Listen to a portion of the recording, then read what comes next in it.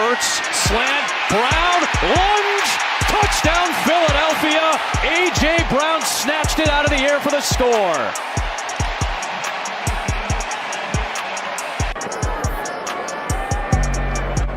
Checks wing, well hit ball, and there it goes.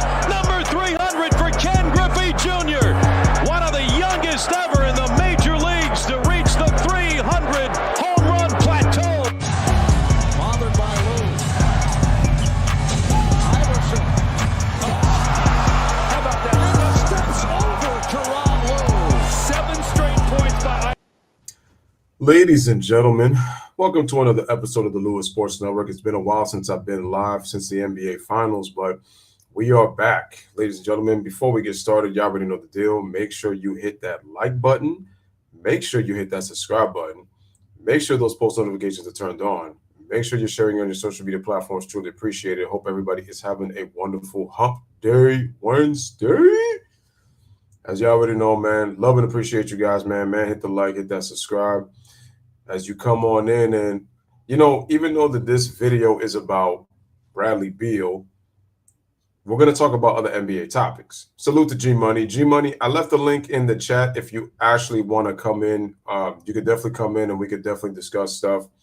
I know you had sent me some text, but I had a busy day getting ready for graduation. And right on cue, man. Look at that already. Shout out to the G-Money, man. The notorious G-Money Maestro. What is going on? What's slacking and cracking, bro? What's going on? All right. Yo, what's going on? What's going on? Big Lou, happy hump day, hump day, hump day. What's going on? Yeah, already, man. There's a lot going on. Oh, wait a minute. Hold on. I gotta adjust myself on the screen here. I need to move myself because you're on the front. Let me move. So let me just move real quick. All right, man. Where there's smoke, there's fire. As you can see me right there. Let me see. All right, much better. All right. Yo, shout out to G Money once again in the building. Shout out to Tara Matthews. She says, wow, I can't believe the Suns. And shout out to my man Dennis as usual. He's like, hey, yo. I'm like, yeah. As you guys can see, this was the biggest headline that's made news, but we've had other news in the NBA as well, man. Guys, hit the like, share the stream as you guys come in. Bradley Beal has been acquired by the Phoenix Suns for multiple picks and also pick swaps by both the Wizards and the Phoenix Suns. And shout out to Ryan in the building. So, G-Money, got to ask you the first question. What's your thoughts on the trade? I'm like ippy, chippy, whippy, clippy about this trade. Like, even Steven. I mean, their trade house as far as scoring to take pressure off D-Book and KD because Brad Beal has a feathery touch and he is athletic. Here's my thing. Are they going to put D-Book at the point guard, though? Because you're going to need a point guard and you can't keep DeAndre Ayton, though. This team needs a complete overhaul, and they need a bench. So I'm 50-50 about this trade a little bit, 50-50. Okay. Here's my thoughts on this trade. I don't think that this trade moves the needle for the Suns, and the reason being is because, okay, they got another score, and already KD's been criticized all over Twitter and on social media that he's forming another super team. I even heard reports that they're trying to look – I feel like Kyrie and KD are in cahoots to try to see if they could get Kyrie to come to the Phoenix Suns, and that to me would be crazy. That would be crazy to me if like that was to happen, because then it's like I can't look at Kyrie and KD the same, and it's because like we already knew that this kind of thing already happened already, right? So I'm not going to be surprised if they acquire Kyrie Irving, because remember they were in cahoots a couple of years ago and they ended up in the Brooklyn Nets, and I wasn't surprised because I said don't be surprised if they're in the Brooklyn Nets, and somehow they ended up with the Brooklyn Nets. And I said, to me, even though Kyrie's in Dallas, don't be surprised if he ends up with the Phoenix Suns, because the Phoenix Suns owner is actually really willing to spend money. So he's that type of owner. Yeah, so he's that type of owner. But quite honestly, this doesn't make them championship contenders because they're, first of all, Frank Vogel to me doesn't fit with what the Suns are right now. So that's one, because he's all about defense. And another thing is, you made a good point. Is Devin Booker going to be the point guard of this team? Because Cameron Payne is a point guard, but he comes off the bench. And so my thing is Devin Booker going to take less shots? And also, is Bradley Beal, because he was the number one option for a little bit for a little while now in Washington, but it's like now, is he going to be kind of more like I'm not going to necessarily say like Aaron Gordon, but basically provide scoring? Is he going to be able to defend? Because he's not really like a Michael Porter type of thing a little bit. Kind of like a Michael Porter. Like, is he really going to be able to, provide defense? Is he going to be able to? I mean, the 3-point shooting is going to be there, but really, can he do like little other intangible things? Because that's what you're asking for Bradley Beal. And another thing is health. Devin Booker's been hurt the last couple of years. We already know about Durant's injury history, and we know about Bradley Beal's injury history. And DeAndre Ayton too, to keep him. Yeah, and that's another thing because Frank Vogel wants to use DeAndre Ayton, but it's like I'm wondering how he's going to use him with 3 isolation scores in your starting lineup. And so I know that the Phoenix Suns, they can go 8 to 9 deep because I'm not really concerned about that because in the playoffs you obviously shorten your rotation, but what in your mind, what moves can Phoenix realistically make? Because they're going to be over the salary cap. They got 3 huge contracts, and it's like, who's going to fill in that veteran? Who is going to be able to fill in those, who's going to be able to fill in, at least with some veterans on the team, especially on vet minimums, Maybe a Harrison Barnes, a Kevin Love, maybe. I mean, a player that they could have gone is a Gary Trent from Toronto, but for me, a Harrison Barnes, a Kevin Love. I mean, if you can get swiping Lonnie Walker, that'll be good. Because this team's not beating Denver. Michael Porter is too big. So is Aaron Gordon, Joker, and Jamal Murray. Like, this team needs some sort of some size. You can get Kevin Love. You can get Harrison Barnes. If you could, maybe – Robert Covington, if the Clippers let him go. My thing is, for those who think that Bradley Beal who are hyped about this trade, I'm not hyped for this reason. Like, the problem is, if you're going to put an isolation scorer in Kevin Durant, yeah, Kevin Durant is proof he can play off the ball, but he's very stubborn. He really likes to play that isolation game, and he's seen what's happened without Golden State so far. Yeah, he's had injuries, but at the same time, Kevin Durant has an inability. He has the ability to play within the system, but Durant likes to get out of it like that and likes to play isolation. Then you got Devin Booker, who's really come a long way in terms of his offensive prowess. I mean, he's really improved his game as a playmaker, as a guy who utilizes the mid-range a lot and really combines his skill set. And he's really improved, and he's improved his defense. But once again, it's like, is Devin Booker going to really be able to play off the ball like that? And then you have Bradley Beal, who really hasn't been able to show. Give me 1 second, G Money. You continue talking to the chat. I'll take this real quick. You're good. Bradley Beal just has to be the Michael Porter of this team. Bradley has to be like the Michael Porter for Phoenix. Because I know Michael Porter's a stretch 3, athletic 3 that can defend sometimes. That's what Bradley Beal really needs to be if Phoenix wants to compete. Because they don't have much wing depth at all. And they don't have much size. So the Suns pretty much just don't have enough meat on the bone. So if I were Phoenix, I'm getting Kevin Love or Harrison Barnes because for defense, maybe a Troy Brown in there, and see if you can re-sign Biyombo. That's the only way the Suns can legitimately stay the head above water because this team's not beating Denver, currently constructed. What were you saying? I was saying that Bradley Beal will have to be the Michael Porter on the Suns, and this team's not beating Denver because Denver's too big and too fast. Like, who's Bradley Beal going to guard? Michael Porter or who? Jamal Murray? Like, really? That's going to be a cat scratching on wood. All right, 1 second. Let me get I just see Chi-Town King. Chi-Town King, what's going on? What's up? What's your thoughts on the Bradley Beal trade? I think it makes them worse.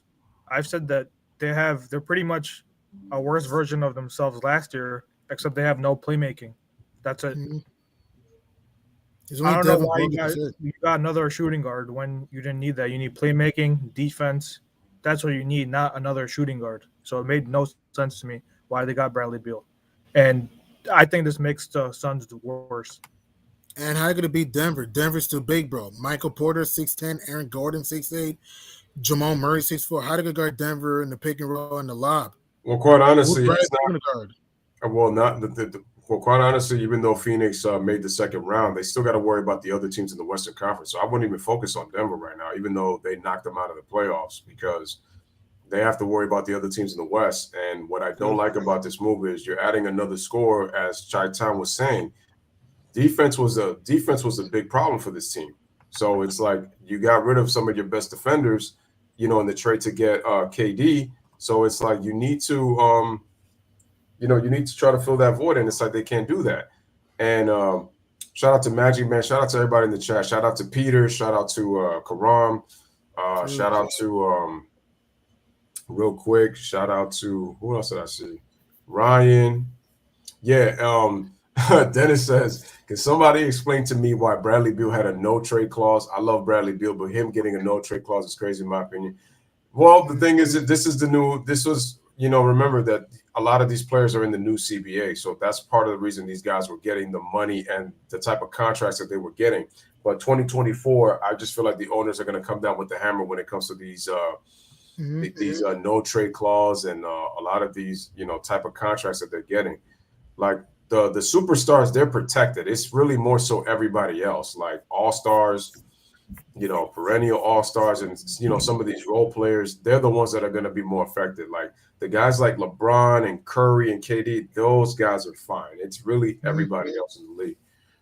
So Ryan says, so if Kyrie goes to the Phoenix Suns, I don't know how they're going to pull that off, but if they do, I'm just going to look at it differently. That makes no sense. Who's their small? You're going to have Beal, Kyrie, and Booker. How does that? You have to lose Josh Okogie. You have to lose Josh Okogie. I don't know. But how does that lineup make sense at all? That makes no sense. You're gonna have 4 isolation scorers in your starting lineup, and most of those guys can't play defense. And Devin Booker is the only real exception because he improved his defense. He's not a first or second team defender, but he's to me is the better defender out of all 3. Durant's best defensive years are behind him, and I feel like those were in Golden State. And the fact that Durant's getting injured a lot, and people forgetting Durant turns 35 in September. He's not getting any younger. Like, I would have been okay with this if he was like 30 years old, maybe 31, but he's going to be 35. And Durant gets hurt every single year. Like, even post Achilles, he's been getting hurt, and missing a lot. I mean, the guy got injured his ankle in freaking warmups, for God's sakes, and look how much time he missed with that. So, I just don't like the move. I don't like this move by the Phoenix Suns. I don't really understand what the purpose of this was. And what do you guys think about in terms of Washington? I mean, I feel like for Washington, to me, they have to really go full rebuild and really build this team up. I know that they do have some new pieces in the front office, and I feel like that was the one thing that they had to do. Honestly, it's like they really have to shake up their front office. They needed a change there, and then once they start doing that, they got to start to really evaluate this team and then really. What pick do they do? They're not. I think they have like the 7th or 8th pick, right, in the draft. Yeah, I think so. Okay. I think so. Let me see though. It has to be. But if I were the Wizards, man, just pretty much tear the thing down. I mean, Porzingis is going to be a green leprechaun at some point, more than likely. Cruz is going to be taking the Cruz out of DC. So just blow things up if you're Michael Winger and the Wizards. And the Wiz right now are 8th in the pick. Yeah, they're 8th in the draft. Someone told me they gave a good proposal. They said, what if you traded Paul George for that? What was that? I think they have the 3rd pick. Paul George for a 3rd pick in Portland. Yeah. Because what if the Clippers want to break it up? What if I could see that happening, actually, if they give their 1st overall pick for Paul George? In my personal opinion, with the way the Clippers have failed tremendously, they need to break that team up. That's just my opinion. After all the hype that Kawhi Leonard was supposed to bring in, getting Paul George, and like I said, their best shot was 2021, and after that, that was to me their best chance at winning a title. I felt 2020 actually, because that was the only year they were healthy. Yeah, 2020. That's true. When you look at the players they had, that's true. But I'm just saying, in terms of what they were able to accomplish in 2021, that was really their best shot. I felt like that their team, to me, was ready to compete for a championship going against the Bucks, and that actually would have been a nice series. But unfortunately, Kawhi's ACL injury really screwed everything up because they didn't make the playoffs in the very next year, even though they were competitive, and Paul George ended up missing time. And then obviously we saw what happened. Paul George ends up getting injured. Kawhi Leonard comes back. He looks like he was rounding into form. And then he tears his meniscus in the playoffs. So, I mean, that hurt, even though they got Russ. But I wanted to get your guys' thoughts on this because this is kind of really breaking news and it happened a while. Kristaps Porzingis just got traded to the Boston Celtics, and I keep saying that the Celtics are arguably they're the weirdest team in the NBA for me, just because you have two isolation scorers in Tatum and Brown, yet you bring in a big man who likes to shoot threes and doesn't really have a post up game. What's your thoughts on that trade? Yeah, it's the same thing with that too. I think that wasn't a good trade either. They already have Robert Williams down low, so I don't know why you need to bring in Porzingis for that. I think they need a little more playmaking. True. Yeah, because I feel that trade Brogdon hasn't was. happened yet, though. That trade hasn't happened yet. KP has to opt into his $36 million before they trade him. That trade hasn't happened yet. Yeah, no, I was just saying because a lot of people, you know what happens in the YouTube community. A lot of people tend to overreact instead of trying to find out the details on like some of these trades and like starts to opt in, because I can see it like going against. But I just think it's a super trade for Boston, considering like and Chi King is right on the money. Because my thing is, why did you bring Malcolm Brogdon? Because playmaking is one of his strong suits. Yet Marcus Smart was primarily the point guard. So I was like, what was the point of bringing Malcolm Brogdon if you weren't really going to use him like that? I mean, he got hurt, but then it was like he was almost useless in the Eastern Conference Finals. Like, and they just run everything through Tatum and Brown, and you saw how Jaylen Brown played in Game 7, and you're going to convince me that you think he's a number one guy on the team? I don't think so. Like, not to me. Both of them were trash in games, so both of them left their game in the hotel. Well, if this trade were to happen, I'm 50-50 on this trade. Let's start with the good. You do get another stretch 4, stretch 5 that could protect the rim from KP, and he could post sometimes. My only concern is he's inconsistent. Like what Showtime said, he's not a good playmaker. Trading Malcolm Brogdon would kind of be stupid because you lose a playmaker and a defender and a guy that can do a pick and roll and a pick and pop. So I'll be like 50-50 on this trade. If anything, a team that could use Boston, I'm not saying this is going to happen. I'm saying possible, or Chris Paul. Chris Paul would be nice for the Celtics team. Yeah, but see, I'm iffy on Chris Paul too because 1, he's 38. 2, can you rely on him to be healthy? That's another problem. And it's like, again, what are the Boston Celtics? What type of system are the Boston Celtics playing? Really, what are they going to play? Pop a 3, pop a shot. Because that's the Celtics. For the talent that they have, they love to shoot threes a lot and they love to isolate. They don't. They're real. Listen, they're one of the most dangerous teams in the NBA when they move the basketball. But it's like this is the Tatum and Brown system. I really don't see the benefit of bringing Chris Paul if they're going to run everything to Tatum and Brown and they're just going to isolate. That's why if you look at the way they performed in the last 3 games of the finals last year against the Warriors, and then you look at how inconsistent they were. I knew they were in trouble in the playoffs from the fact that Atlanta took them to 6 games and almost went 7. They almost lost to Philly too. They were down 3-2. Yeah, and Philly's so stupid because they really should have. Shout out to Jay. But that's another thing with also Porzingis. Porzingis, for his size, is not a good rebounder. So it's like that's bad. And then he can't stay healthy. So you're bringing an injury-prone player who loves to shoot threes and can't stay healthy. And he doesn't really play defense. This is one of his best healthy seasons by far. Honestly, I think that Celtics team is good enough to win a championship. It's just all on Tatum and Brown. I mean, they're supposed to be the ones carrying the team, especially Tatum, who some people think he's a top 5 player in the league. He hasn't really shown he could be that guy. And I think last year they had a good enough team to win the championship. They just didn't show up. Same here. We were wrong. And Porzingis, he hasn't really been healthy. This is his best real healthy season. He played 65 games this year. But if you look at KP's career, he's never been healthy. The last healthy season KP had before this was his second year in 2017 when he played 66 games. Like I said, that's all good and I hear what you're saying, G Money. But like I said with Boston, I just think from Boston's perspective, it doesn't make sense for them to acquire Porzingis when he, to me, doesn't really move the needle for them in terms of what he brings. Because if you look at the Celtics, to me, they need rebounding because at times they were getting out rebounded by the Heat, and the Heat are a smaller team than they are. So that shouldn't happen.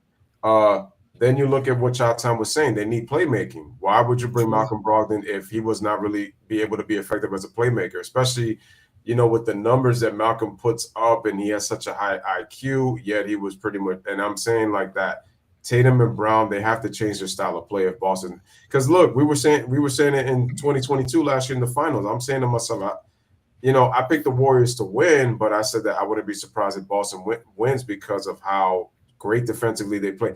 But it's like I said, I felt like what happened because remember, you guys know last year, if you remember,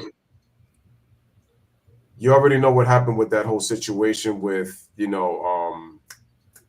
Udoka and with that whole intern with the wife, whoever he was sleeping with, and that started to become rumors like during the finals. And something told me that they weren't going to win. Considering that those rumors were coming up, and to me, the Celtics lost their edge in the playoffs because he kept them mentally. They had an edge when playing with Udoka. Even when the Celtics were down, it's like he showed great leadership, and it was like show no quit. Like he kept believing in his guys and saying that they were going to get it done. And it's like with Missoula, it's like, first year coach. The thing is, I don't put it all. I didn't like his mentality like after they lost. But my thing is, it was a first year coach coming in with all that drama that they had with Udoka. So like I can't. He's going to get blamed. To me, he's going to get blamed. But I can't put it all on him in terms of what he walked into. Now, I still do think that I don't trust Missoula now after what he said, because Udoka, to me, they would be, to me, in a better position to win a championship this year with him as coach than last year. I think so. Well, even last year, too, they had a chance to win that. But Jason Tatum shooting 30% from the field. Of course, you're not going to win title. That's true. And getting killed on the boards. 30%. No, it wasn't even that. It was just Tatum was awful that series. He shot 30%. I think he was horrible from three. If he played up to par that series, they won the series. The problem with Jason Tatum. Yeah, and also Marcus Smart was bad the last few games too. These last two series they lost with Miami and Boston, it's all on Tatum, in my opinion. To me, it's on everyone. I mean, you're right. Tatum deserves a whole lot of flack, but Marcus Smart losing his mind, trying to be wild. Al Horford couldn't buy 3 in this series. Jaylen Brown being handsy with the ball. Jones against Golden State. I mean, Derek White disappeared after he had a good start. And then this series against Miami, how do you allow Caleb Martin to flambe on you? How? Come on. Like, that's embarrassing. But I actually agree with Chi-Town King because I agree with you, G-Money, that you spread the blame all around, but primarily the blame is on your star players, especially the so-called superstar Jason Tatum.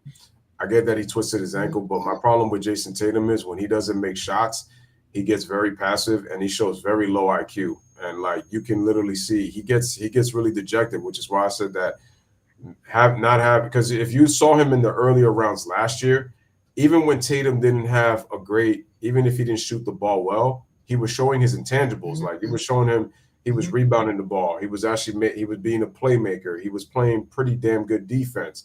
You weren't seeing none of those things this year if he really couldn't score the ball. And it's like with Boston, they look like they were running away at one point, having the best record, and then Miami ends up, winning the number 1 seed.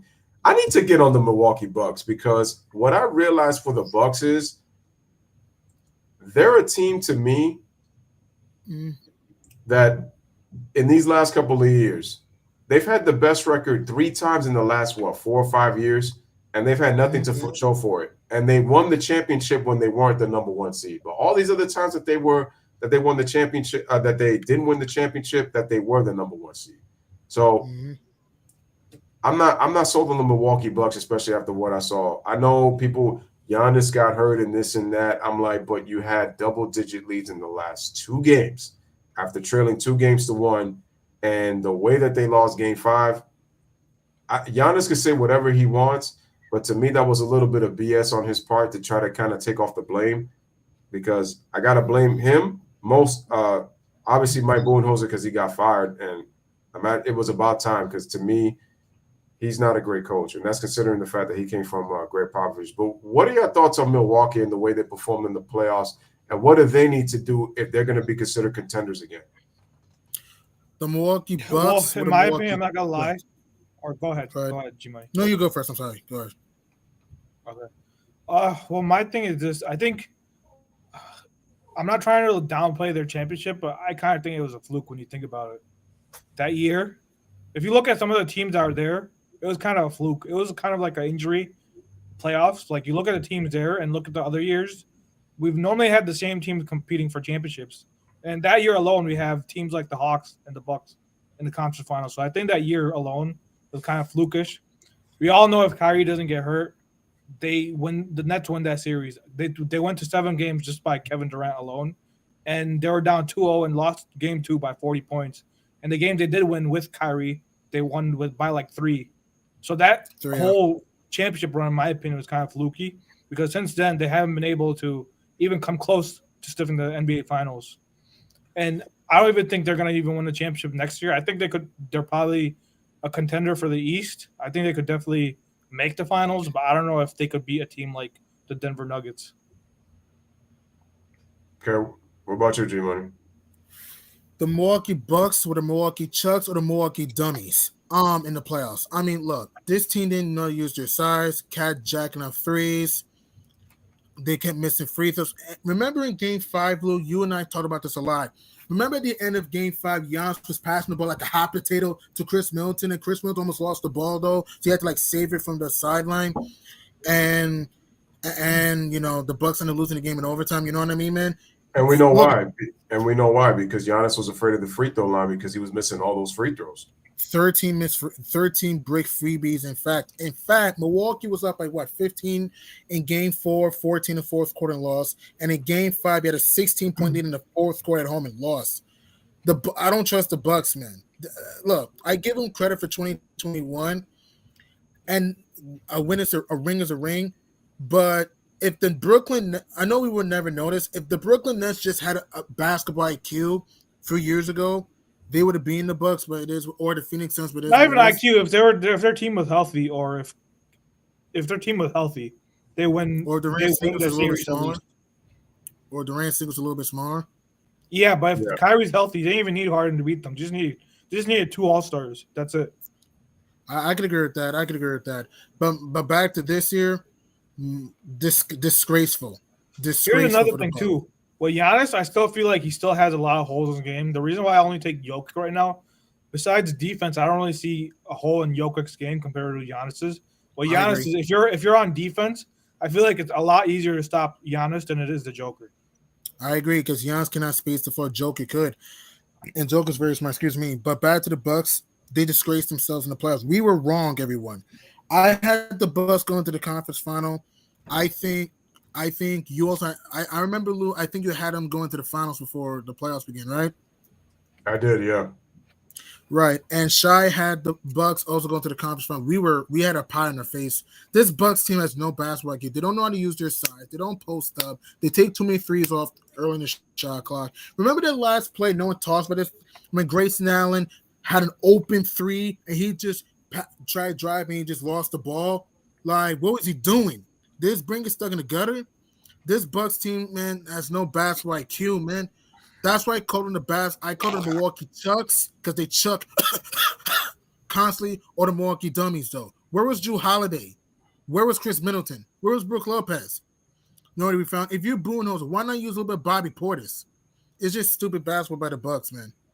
Real quick, shout out to Octavius. He says, boy, 7-3 and just going to be standing on the 3-point line, watching Tatum and Brown jacking up shots. Yeah, that's why I said that it doesn't make sense to try to get Porzingis and you know to be there, to be on team.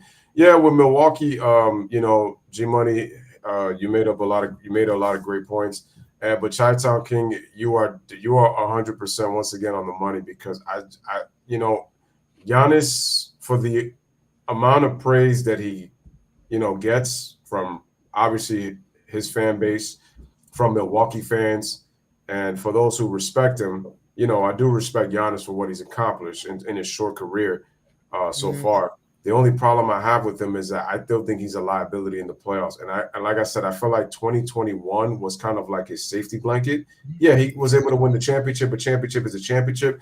But the one thing I always say is that, are you really a legit contender if you happen to go deep into the playoffs a second time? Because if you win the championship, and let's say you make another see, when you look at the Warriors, when they won in 2015, people thought that it was a fluke because of the pieces that the Cavs were missing. But what did the Warriors do? They end up going to the finals the next year, and that proved to me that they were championship contenders. They was able to go back to the finals. Okay, that was not a fluke. They was able to get to the final round. With Milwaukee, They lose in the Eastern Conference Finals in 2019 after being up 2-0 to the Raptors. In 2020, they lose in the bubble after having the best record in the NBA in the second round and 5. to the Heat. And they had a scare against Orlando in the first round. Orlando. The very next year, the anomaly season, they win the championship.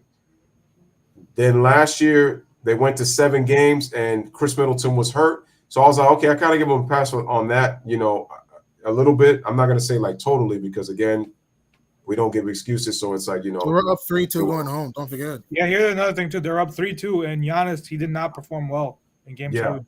So that's why, I give them credit for going 7 games, but at the same time, I say you were up 3-2. You should have found a way to close the deal. So that's on you. And I feel like the Celtics always play their best when like their backs against the wall. It's like when they're up, it's like I don't know. They just seem to always take their foot off the gas pedal. It's never consistent. But here's another thing too. Yeah. Here's another thing. Budenholzer, he would have gotten fired if they lost to the Nets that series. Oh yeah, he wouldn't have gone. Oh yeah. The only reason why he was able to stay 2 years longer is because of the championship. If they didn't win the championship, or absolutely, if they didn't win that year, yeah. I'm on record as saying, shout out to Daniel Berry. Guys, hit the like button as you guys come in. Master of flags, everyone. No, I'm on record as saying that if it wasn't for that 2021 title, Budenholzer would have lost his job. And I said because he had been a failure in, you have the best record for how many years now, and it's like you fail in the playoffs. Yeah, that doesn't bode well. And it's like he makes no adjustments and does the same thing over and over again. And I ask myself, and you're supposed to be from Greg Popovich's coaching tree, how are you making the same mistake over and over again in the playoffs? Like, great coaches understand matchups, and it's like it's up to the players to execute in those matchups, but coaches understand how to put players in position, what buttons to push in those situations. And I feel like with Budenholzer, he doesn't really do that. So that's why I said I'm glad Milwaukee fired him, because to me, the only thing that saved him and to get him an extra 2 years on his contract was winning that championship. Because other than that, to me, he's failed as a coach. To me, and not just that too. Let's say they didn't win that year. Obviously, we will never truly know this, but it's a possibility. Drew Holiday could have been traded. Chris Middleton could have been traded. Heck, Brook Lopez could have been swapped too. Who knows?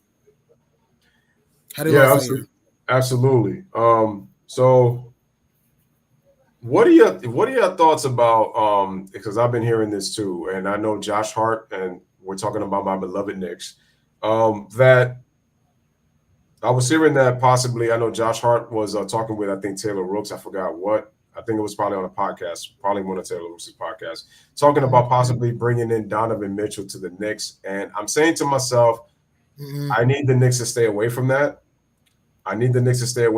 Because I just said that to me, Donovan to me needs a veteran around him, a veteran wing player that's really able to get him to really understand how to play team ball and take the right shots. I don't want Donovan on this team. What's your thoughts of Donovan Mitchell potentially being a Knick? And my thing is, who would they have to give up, just to get him? I don't want to see him in a Knick uniform, but I would at first did, but it's like the more I watch Donovan, I realize to me he's not a good fit on our team. But what's your thoughts on Donovan Mitchell? Do you think he deserves to be a Knick? Should the Knicks make that move and try to get him to pair up with Jalen Brunson? Well, if your goals are, if you get another superstar, like if you're able to somehow trade for Giannis somehow, and then pair him with a Donovan Mitchell, it makes sense. But if you're just getting Donovan Mitchell, it makes no sense. If you're getting Mitchell, you have to go for a superstar, because we've seen he's not really a overrating I mean, people are like overrating the Cavs team this year. Like, oh, the Cavs have a chance to do something, and they didn't. They lost in the first round in 5 games. All year, I was like, oh, Cavs are dangerous. Cavs are a threat. And they actually were not. And I stated that all year. Well, Spider-Mitch is making $33 million this coming season. If you're in New York, stay away from Spider-Mitch, okay? I know the guy's a featherweight. I know the guy can fly like an eagle, crush the rim, but Spider-Mitch was in the playoffs. Spider-Mitch only had what? He averaged 23 points, but he shot 43% from the field and 29% from downtown. He was terrible the last few games of the series. The only good game he really had was game 2. Every other game, he was careless with the ball, got killed on drives and pick and rolls, was jacking up threes. He looked scared out of his pants. If you're in New York, don't get Spider Mitchell. I don't think him and Brunson would fit though. I don't. Because who's going to get the ball in the final moments? And they both are not very good defenders. They both cannot move without the ball. So if you're in New York, don't get Spider Mitch. Like I said, if you're getting another superstar and you pair him up with him, I think that could work. Right. I agree with that. I don't know what superstar you would get, though, if you're a Knick. Yeah. Quite honestly, though, I think that, as I was saying, I think the Knicks should avoid this at all costs. Like, don't try to pair this up because I feel like with Donovan Mitchell, I feel like, to me, his game kind of shows me that he needs to be paired with a big. To me, he needs to be paired with a big. I don't think he can work well with another isolation scorer or a wing. I feel like he needs a big man. But question is that when I look at the Cavaliers, they need playmaking. Darius Garland is a scoring guard, not really known for his playmaking. Because when they had Colin Sexton was a scorer. He wasn't really a playmaker neither. So I think it made sense to trade him. But I personally probably would have kept him. That's just me. But I think that they definitely need a one. That's for sure. Their bigs played really scared for a team that, to me, I felt was better than the Knicks, really personally. But I just felt that the Knicks, they were able to play. Not only were they able to play more together, but I just felt like they were able to take advantage of how overwhelmed the Cavaliers were. And considering that Mitchell's got playoff experience, he didn't really do the best, in my opinion, of trying to calm his guys down for those that really have never had playoff experience before. And that's what you kind of have to do as a veteran player with experience. He didn't really do that. And so he kind of also got overwhelmed, and he turns the ball over too much, which is another problem with Mitchell. So his shot selection is very poor, and you're giving up extra possessions. And it's like when I hear that you're overwhelmed by, Madison Square Garden, it's like, a lot of these players don't do well in hostile environments. So they need the right veteran players to be able to prepare them for hostile environments moving forward. Because that to me was the biggest killer for them. And late in games, they just find a way to turn the ball over and waste possessions. And that was their downfall against the Knicks. They really had no answer for Jalen Brunson. Brunson didn't really shoot the ball well, but he drew so much attention. Other guys stepped up. I mean, RJ Barrett. Mitchell Robinson, beast. RJ Barrett was shooting the ball real well from game 3 to game 5. Played unbelievable. And Mitchell Robinson did a great job on the boards. Obi Toppin was able to provide some good minutes when he was on the floor. Josh Hart as well with his defense.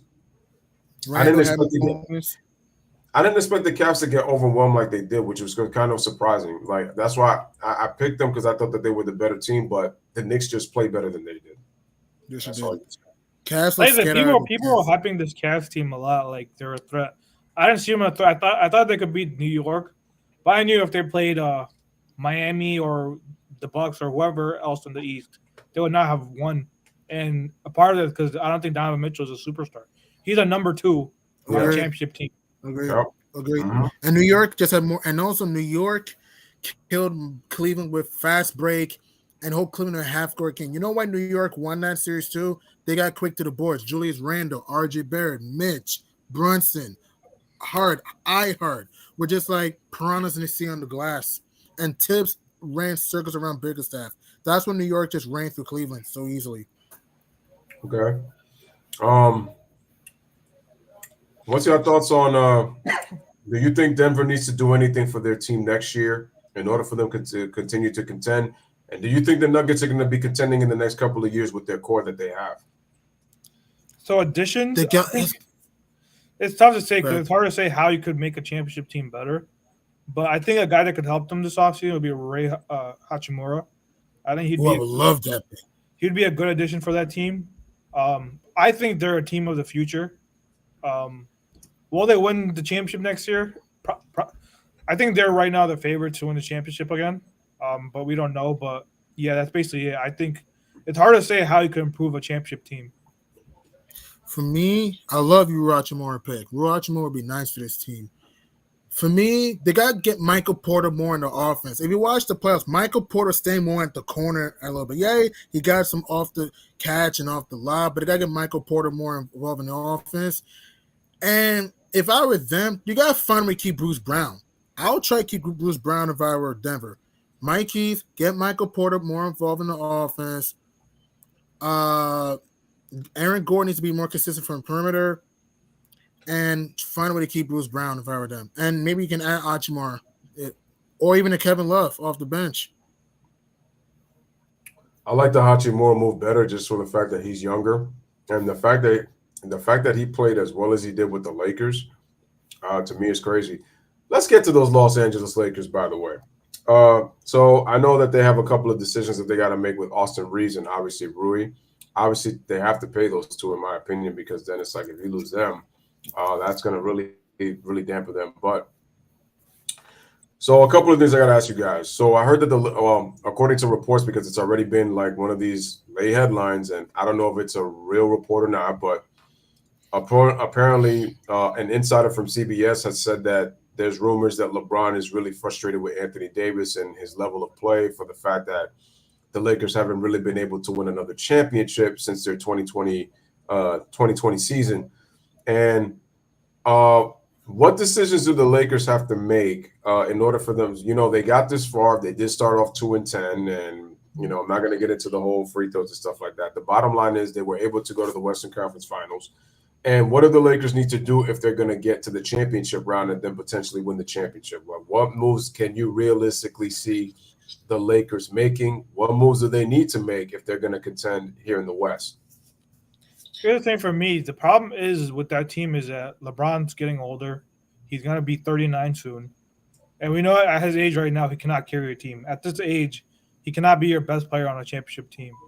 And Anthony Davis is so inconsistent. I mean, he's supposed to be one of the 5 best players in the league, but he's not. And I don't know what is wrong with him mentally. He's just a mental midget.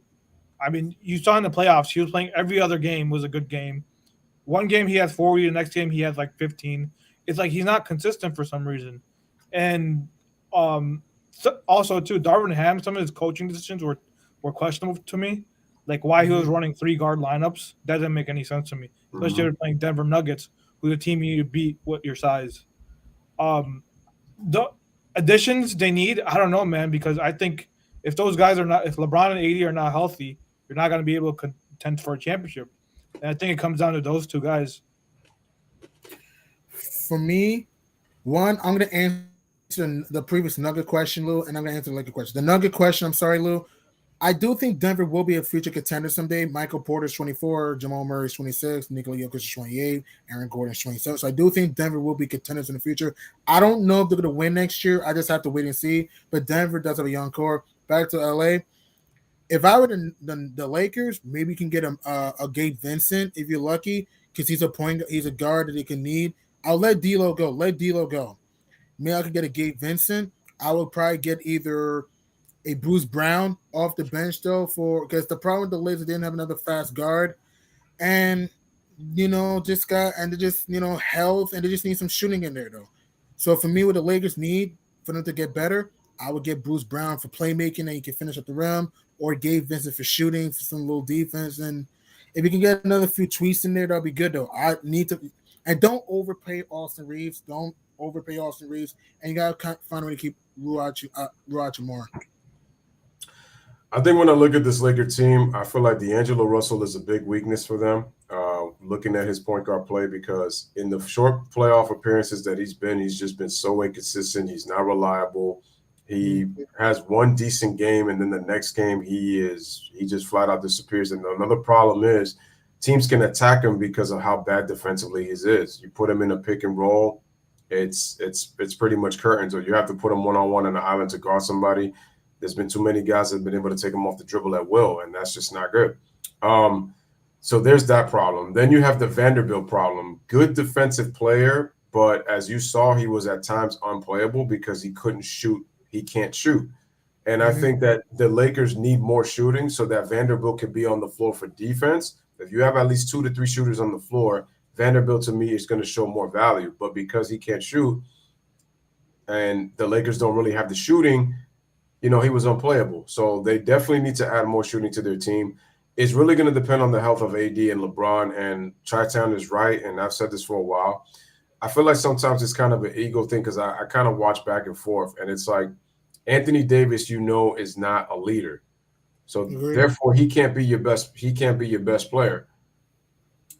I would want AD to be the best player, but he does. He's not. He's not an alpha because an alpha is going to take the reins and be the number one guy. LeBron, I've said this for years. I feel like he's a tweener. He's an alpha slash beta when I look at Bron. There's times where he can show that he's the number one guy, and then there's times where he isn't. It's like night and day with Bron. Like, it's night and day, but it's like at this point he needs to realize that he cannot be the number one guy. He just can't. Like, to me, it holds the team back when he tries to be the number one. And I'm sorry, but he's got to take a step back. And if I don't know if these reports are true or not, if he's frustrated with AD, but to me, you should be talking with AD and say, okay, it's your turn now. Like, you're 30 years old. I'm going to be 39 next year. You're going to be 31 next year. How much of AD's prime is going to be left? Because as Chi-Town King said, AD's been inconsistent. And to me, you need to have AD feeling confident and feeling great about himself that he can lead this team. Because if you watch when LeBron was injured, the Lakers were playing really good basketball. They were playing really good team basketball. They were moving the basketball. And that's what I said when Darvin Ham was playing his system. When LeBron was out, the Lakers were actually winning games. And the problem is in the playoffs, obviously you're going to need the shooting to be reliable. But that's what I said. The benefit of playing a system is good because not only is everybody touching the basketball, but it's like, again, you're able to shift the defense when you're moving the basketball. That's why I said running plays and running X's and O's and execution is really important. But when you're playing a system and where you need the floor spread, because the thing is, you can still have spacing as long as if you're able to play a system, because a system does provide spacing as long as you play it the right way, depending on what style you want to play. But if you're just doing that whole driving kick, especially when teams know exactly what you're going to run, which is why I keep saying, like with LeBron, why is it that you're still trying to play the same way at 38 years old? Play in the post more. You can draw doubles. You'll be able to see the floor better. You can kick it out to shooters. And also the thing is, you create spacing with the attention you get. That can allow guys to drive from the three-point line, depending on where they're coming from, wherever they're out, whatever area on the floor they're at. And it creates a lot of more scoring opportunities. But Bron is too stubborn. He doesn't want to play that way. So I just don't get it. Let me look at the comments real quick before we continue. Let me see. Jay says the Celtics are going to be messing around and running a 5-out offense. And it's going to hurt their defense. That's not going to work. Jacking up jump shots is not going to work. You got to attack the middle. He says there's no way I'm having Donovan Mitchell as my Robin, not even a Robin's Robin, but that's what he is at best on a championship contender. Magic Man says Clippers are trying to blow it up, and I agree with them. Everyone wants the Suns to fail. It's not really more so the Suns to fail. I just don't see it working. You're adding another scorer. I'm like, defense is your main problem. You can't stop anybody. And also, they need to change their system too. I didn't like their system. It was really more so Devin Booker and Kevin Durant, my turn, your turn, because they don't really have depth. So they have to kind of really much play that style. So to me, they need to change their system. And I don't know how Frank Vogel is going to get the best out of DeAndre Ayton when he really didn't even get the best out of him with Monty Williams. And him and Monty Williams had issues. And DeAndre hasn't really lived up to expectations anyway. So it's like, I don't see how Frank Vogel is going to get the best out of him. Let's see. Jay says Gabe Vincent, he disappeared with Miami and expect him to be a Laker. Well, that's another thing. Gabe did disappear in those finals. He got into a lot of foul trouble. I just felt that was a tough matchup for the Heat. They didn't have the size, and like I said, they needed the star power to compete with the Nuggets. The Nuggets were just deeper. I mean, the fact that Bruce Brown was able to close a game, Aaron Gordon at certain times in that series was able to impose his will. And Michael Porter himself too at times. And Michael Porter really didn't play well, but he did play well in Game 5. And I said after Game 4 when the Nuggets won, I was like, Michael Porter is going to play a lot better in Game 5, and he had a double-double, 16 points, 12 rebounds. So Miami's obviously got to address their rebounding. They got to see what they can do with Victor Oladipo, because to me, he's washed goods at this point of his career. Too many injuries, and he's not the same player. And I hate to say that, but I feel like he needs to retire, though. Ryan says this is a different topic. He says, but do you think that Undisputed is over? I know Shannon Sharp is gone. He's supposed to be on TV. There's rumors that he might be teaming up with Stephen A at First Take. Stephen A said that he does not want to work with Skip again. And then another thing is, I don't know. Skip is going to probably try to find somebody to probably fill that void, but it's kind of like, who do you replace with Shannon Sharp? I mean, there's a reason why Skip and Shannon had the chemistry they had. They clicked instantly, and I know it's pretty much the same topics that you hear all the time, with those two. But I mean, a lot of people, they tuned in. I mean, they were able to watch. I mean, even if they were saying the same topics over and over again. But like I said, people, what you guys got to understand is that Skip and Shannon have roles on TV. They say a lot of outlandish takes. It's the same with Nick Wright. That's why I call them the names that I call them. It's because like I said, they don't really believe what they believe. They don't believe it. They just say it to get a reaction out of people, and people get in their feelings, which is why I said you need to stop worshiping these athletes. Because once you start doing that, that's the problem. You worship these athletes, they say something bad about them, you guys get all in your feelings. Like if you know them personally, if you are part of their entourage, if you make it seem like if you're getting paid by them, that you start going crazy. I'm like, dude, when I criticize these players, it's about basketball. It has nothing to do with their personal lives. Whatever they do personally is their business. But people getting in their feelings off, if I don't agree with something or it's what I think, it's like it's a problem. Like, people need to get over themselves and understand that you guys got lives too. And your lives do not revolve around these athletes. They make their money already. They're celebrities. They make their money. They have their families to deal with. And they got their friends. Like, the fact that people are just getting all upset, and it's like, bro, it's a lot. So yeah, like I said, I'm pretty sure Skip is going to try to find somebody. If he doesn't, I'm pretty sure Skip is going to be doing his individual show. But the thing is, to be honest with you, Skip doesn't really bring a lot of views unless he's bringing up a certain name and unless it's a certain topic. Shannon was the one with his personality bringing a lot of the views. He was the entertaining. Skip has got his moments too Skip has got to be with the right person, and he'll come up with the stuff. But anyway, all right. Now, I want to talk about Victor. The NBA draft is coming up, and Victor is supposed to most likely get selected by the San Antonio Spurs. A lot of people are already trying to put him in this GOAT conversation, and I was like, this is why I cannot stand the media. He has not played a professional NBA game yet. He hasn't been drafted. People have already asked him questions about the LeBron and MJ comparisons, and I'm like, why are you giving him that? Why are you giving him that question already as another way to do this Michael Jordan LeBron GOAT debate? Like, it's just disrespectful. And another thing is, I like what he said. He's basically said that he's trying to carve his own niche. He's trying to play his game. And I said that's the best answer he could give, because I was like, that the media's trying to get him into a bait. Let me go into the comment section. Peter says, Kwame Brown criticized LeBron and Shannon Sharp got all in his feelings. We got a personal with Kwame. Let me address the Kwame Brown situation. And I want people to understand this, because people are just like, well, Kwame just wants attention and this and this and that. This is fanboys getting in their feelings, and this is what I'm talking about. When LeBron took the last shot, tried to drive, LeBron got stopped.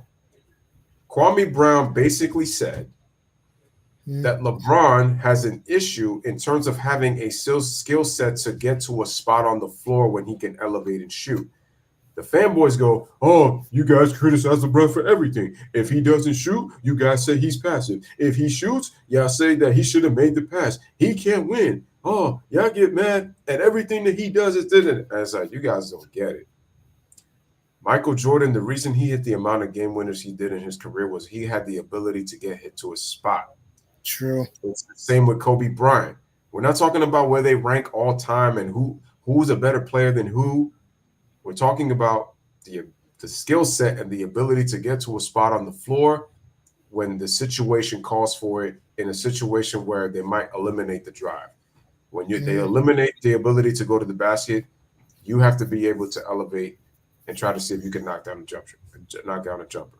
See, unless if LeBron was able to have a clear lane, the Nuggets were already anticipating that LeBron was going to drive the basketball and not shoot because of the amount of time on the clock. Kwame Brown was basically saying to get to a spot on the floor, and he said LeBron is one of the greatest players of all time.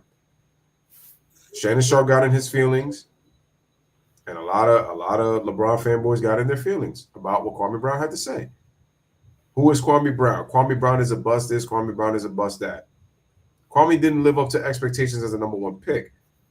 But there are so many players that have been number one or number two in the draft and turned out to be nothing. Anthony Bennett, where is he at now? Greg Oden had the skill, and he was really developing. He was starting to develop, but his injuries ended his career. Sam Bowie, the talent that he had coming out of Kentucky when he got drafted in '84. Too injury prone, couldn't stay healthy. And his career was pretty much, he was just a serviceable big man. That's it. Jay says Stephen A. wanted Skip to return. Skip's feelings weren't mutual then. Well, because Skip did tell Shannon that when he saw the opportunity to go to Fox, he couldn't. And that was actually 2 years prior to 2016. And it's funny because I even forgot that Shannon Sharpe actually made a couple of appearances on First Take. I didn't know he made quite a few of them back in 2014. I guess it was kind of an audition already for Skip and Shannon to start this show 2 years later, because that's what it looks like when you kind of go back and watch. Yeah. But Michael Olakandi was bad. Oh my God, he was bad. Oh, Michael Olakandi. Adam Morrison was bad, and he was a 3 pick. He was boo boo. What's his name? Johnny Flynn. Man, the Wolves will kick themselves to this day. You drafted Johnny Flynn over Steph Curry. Think about that. Think about the stupidity behind that. Oh yeah. That's right. Let me get to Karl Anthony Towns. Did you hear about when he said that he thought his run to the playoffs was better than Jokic winning the championship? What are your thoughts on that? Look, I respect Karl Anthony Towns as a person. I respect Karl Anthony Towns as a player. I don't respect his opinion. I don't. Think about the crazies he said, right?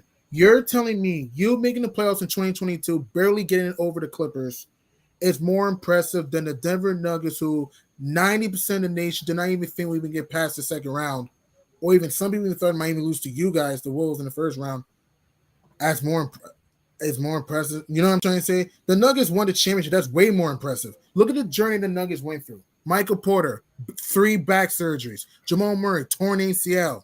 Nikola Jokic, he was drafted for your first pick in the 2014 draft, and he didn't even play his first year because of weight issues and all that. And the Nuggets didn't believe in it at the time, so he had to go to Serbia. Aaron Gordon was on mediocre Magic teams. Still Chi-Town, by the way.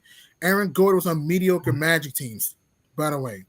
Bruce Brown was on average teams. Just got swept with the Brooklyn Nets before he went to Denver. Jeff Green, Ish Smith, DeAndre Jordan were going team for team.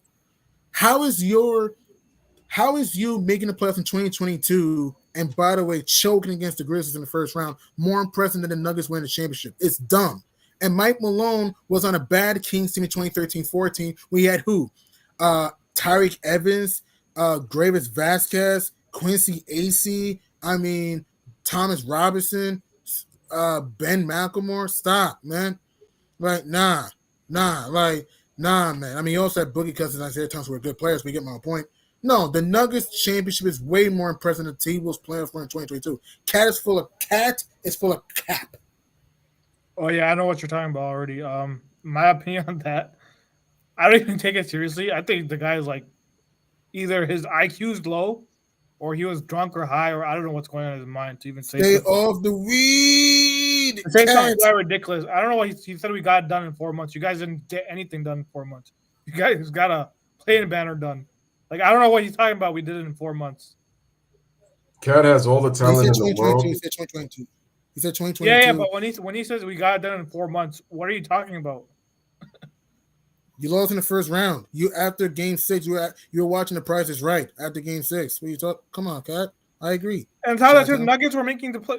First of all, Nuggets didn't have their two best players, and they still finished higher. And Jamal Murray. Yeah, they finished higher than you guys did too. So I don't know. I don't know what he's talking about. The Nuggets for the last 4 years have been a better team than the Timberwolves. Right. And you heard me bring down the Jimmy. Yeah. Yeah. Karl Anthony Towns out here making excuses, and it's crazy because just by what he said, he's basically the 3 initials in his name, in his entire name. He's a cat, not a dog. He's a cat. Because quite honestly, all he's showing me is basically his mentality is very weak because he has the talent. I mean, and you saw the issues that he was giving the Lakers in the play-in and how the Timberwolves were getting really good shots, but then he got passive. They play a little teeny tiny bit of defense. Instead of trying to adjust, you get passive. I don't like the coach Chris Finch because he didn't really make adjustments. And quite honestly, like what has he really accomplished in his career? A couple of all-star nods, okay, cool, but it's like you haven't done anything in the playoffs. You've been inconsistent your whole career in the playoffs. And so you've been knocked off the first round how many times? What is it, 2 or 3 times? 3 times? 3. 2018, they got the Rockets blasted off, no pun intended, against the T-Wolves in 5. 2022, you choked to the Grizzlies in 6. And then last year... 7. No, they lost in 7, I think. I know that they lost to the Grizzlies in 6, by the way. They lost to the Grizzlies in 6. Okay. I thought they lost in 7. Yeah, you good. And then this past year, Michael Porter, Aaron Gordon, Nikola Jokic, Jamal Murray, KCP took your soul in 5, Cat. No, for me, what's even more funny is the fact that the Nuggets were even better than you guys last year when they were missing 2 out of their best 3 players. I think that's Michael Porter and Jamal Murray, yeah. Yeah. And they didn't even have to play a play-in game. You guys had to. So what are you talking about here? No, the Nuggets really surprised me because I didn't think that they had like this level in them. People were like, oh, the Nuggets, there's a reason they're the number 1 seed. And I'm like, hold up. I was like, what the Nuggets have been these last couple of years. I know they haven't been healthy. We saw what happened in the bubble in 2020 in the Western Conference Finals. People questioned that because people were like, are these guys really legit contenders? So even if they were the number 1 seed, the West was a little watered down this year because they only won 53 games. So you didn't have actually the entire season for both conferences, you didn't have a 60-win team. So, so there was really, really, truly no dominant team, but the Nuggets, it surprised me in terms of what they did. And people were like, well, look who they played, and they didn't really play anybody, and this, all that. I was like, but look, man, they were the favorites against Minnesota, but they were the underdogs against Phoenix, the Suns, and they were the underdogs against the Lakers. And now you're trying to discredit as to say they didn't play anybody when it's like it's one thing if they were the favorites, but they were the underdogs. Because people are like, well, KD and Book, they're going to pretty much they can't deal with those two. And then Phoenix, people, giving excuses.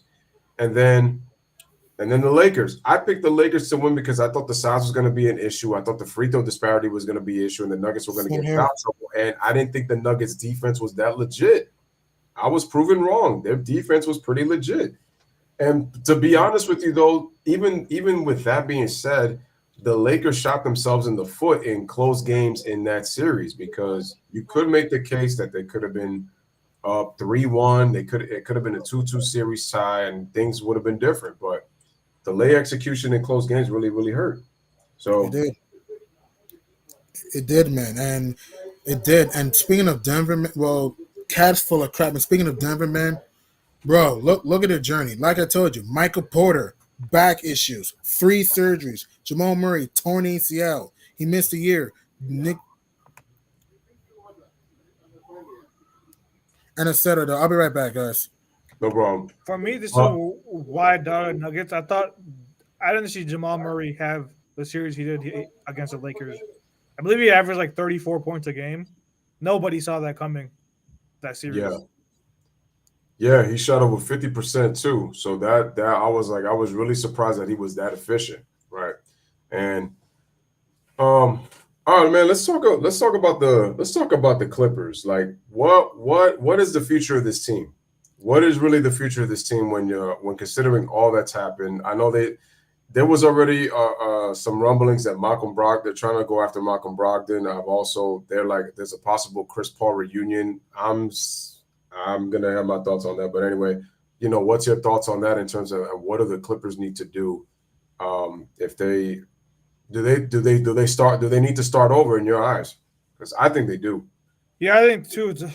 Kawhi, he's another guy too who's aging. I believe he's 33 or 34. No, Kawhi, I believe, is 31. He's 30. He's turning 32, I think, next week. Okay.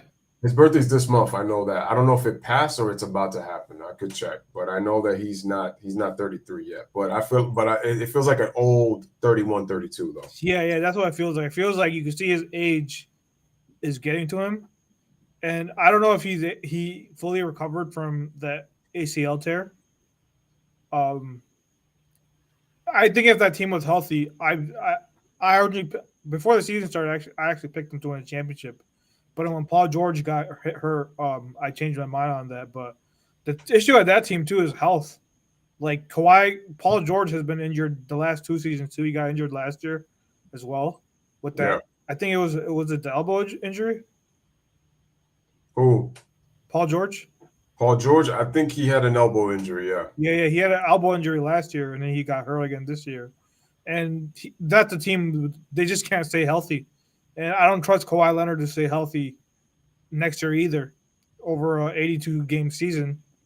I think you have to blow it up. I think you had 3 years with this team. Wait, 19, 20, 20, 21, 20. Sorry, 4 seasons with this team. You haven't been able to win a championship. I think you have to rebuild. If I was him, honestly, I'd honestly trade that Paul George for that first-round pick for either Scoot Henderson or Brandon Miller, whoever that's going to be. G Money, what's your thoughts? You think the Clippers need to blow it up? I would consider. I'm 50-50. I would consider because Paul George, even though he is a beast, PG and Kawhi just can't stay on the floor. But I'm 50-50 on this too because I could see why you would bring it back to try again and win it all next year. At the same time, the West is going to get better. Denver, Sacramento is going to get tougher. So if I were the Clippers, why not even go younger? Why not go younger? Maybe keep Westbrook and then try to go for a ring. So if I were them, I would consider bringing it up. Okay, let me look at the comment section real quick. Shout out to Earl. Shout out to Duality. I see you guys. Duality says Laker Nation didn't even think we were going to win. Jay says, guys, make sure to hit that like, share the stream, hit those like buttons. Hit that like button. It's free.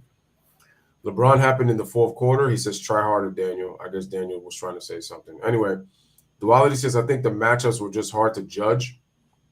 He said, Earl says the Nuggets did their thing, processed them from a Lakers fan. Much respect to Earl. He says the Suns would have beaten the Heat in the finals, but they could not beat Denver. Well, like you said, that first thing you said, it was the matchups. Denver just had the size and they had the shooting ability that Phoenix couldn't defend with. They were more deeper, so that's what hurt the Phoenix Suns. If Denver was not as deep as Phoenix probably would have had a better shot at beating them. But Denver was too deep for them. Too deep and too big. Too Michael Porter, Jamal Murray, Nikola Jokic, Bruce Brown, Aaron Gordon. They have like giants, like mountains in the Rocky Mountains. No pun intended. Too big. Duality says, I think Boston would have beaten Denver, but they couldn't beat Miami. That's just off of sheer stupidity because they want to shoot threes and play isolation ball. That's why they didn't win. Miami should have lost that series, but Boston's just too stupid. But at the same time, even though I'm glad that he won the series for them, I felt that he could have won the series a little bit earlier, though. He shouldn't have gone 7-0 because they were up 3-0. Yeah. Duality says, point being, Miami was not a good matchup for Denver. Actually, Miami was a favorable matchup for Denver. Oh, yeah, it was. They were too small. They couldn't do nothing with the post-ups, and then when they tried to get rid of that, you saw the three-point shots that they were hitting. Jay says the Clippers are going to mess around and have the all-load management team. Facts. Shout out to Joseph. He says, hey, Louis, I'm new here. Shout out to you. Definitely appreciate you, man, being here. Peter says that the Clippers screwed themselves by trying away SGA for an injury-prone Paul George. Well, not just an injury-prone Paul George, a poor playoff-performing Paul George, who's never really consistent at all. Magic Man says, nah, KD is a choker. All right, man, but shout out to Joseph. Guys, hit the like, hit that subscribe. So yeah, when is the NBA draft? Is it tomorrow or is it next week? Oh, it's tomorrow. Oh, okay. Yeah. Get your popcorn ready. Get your popcorn ready. Get your soda pop ready. It's going to be crazy though. And speaking of draft, what do you hear about the whole Zion Williamson hullabaloo going on?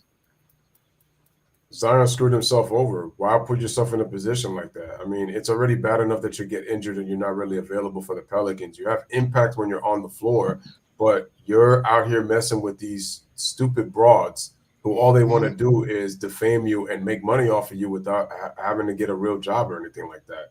It's pretty pathetic. All they want to do is handcuff guys.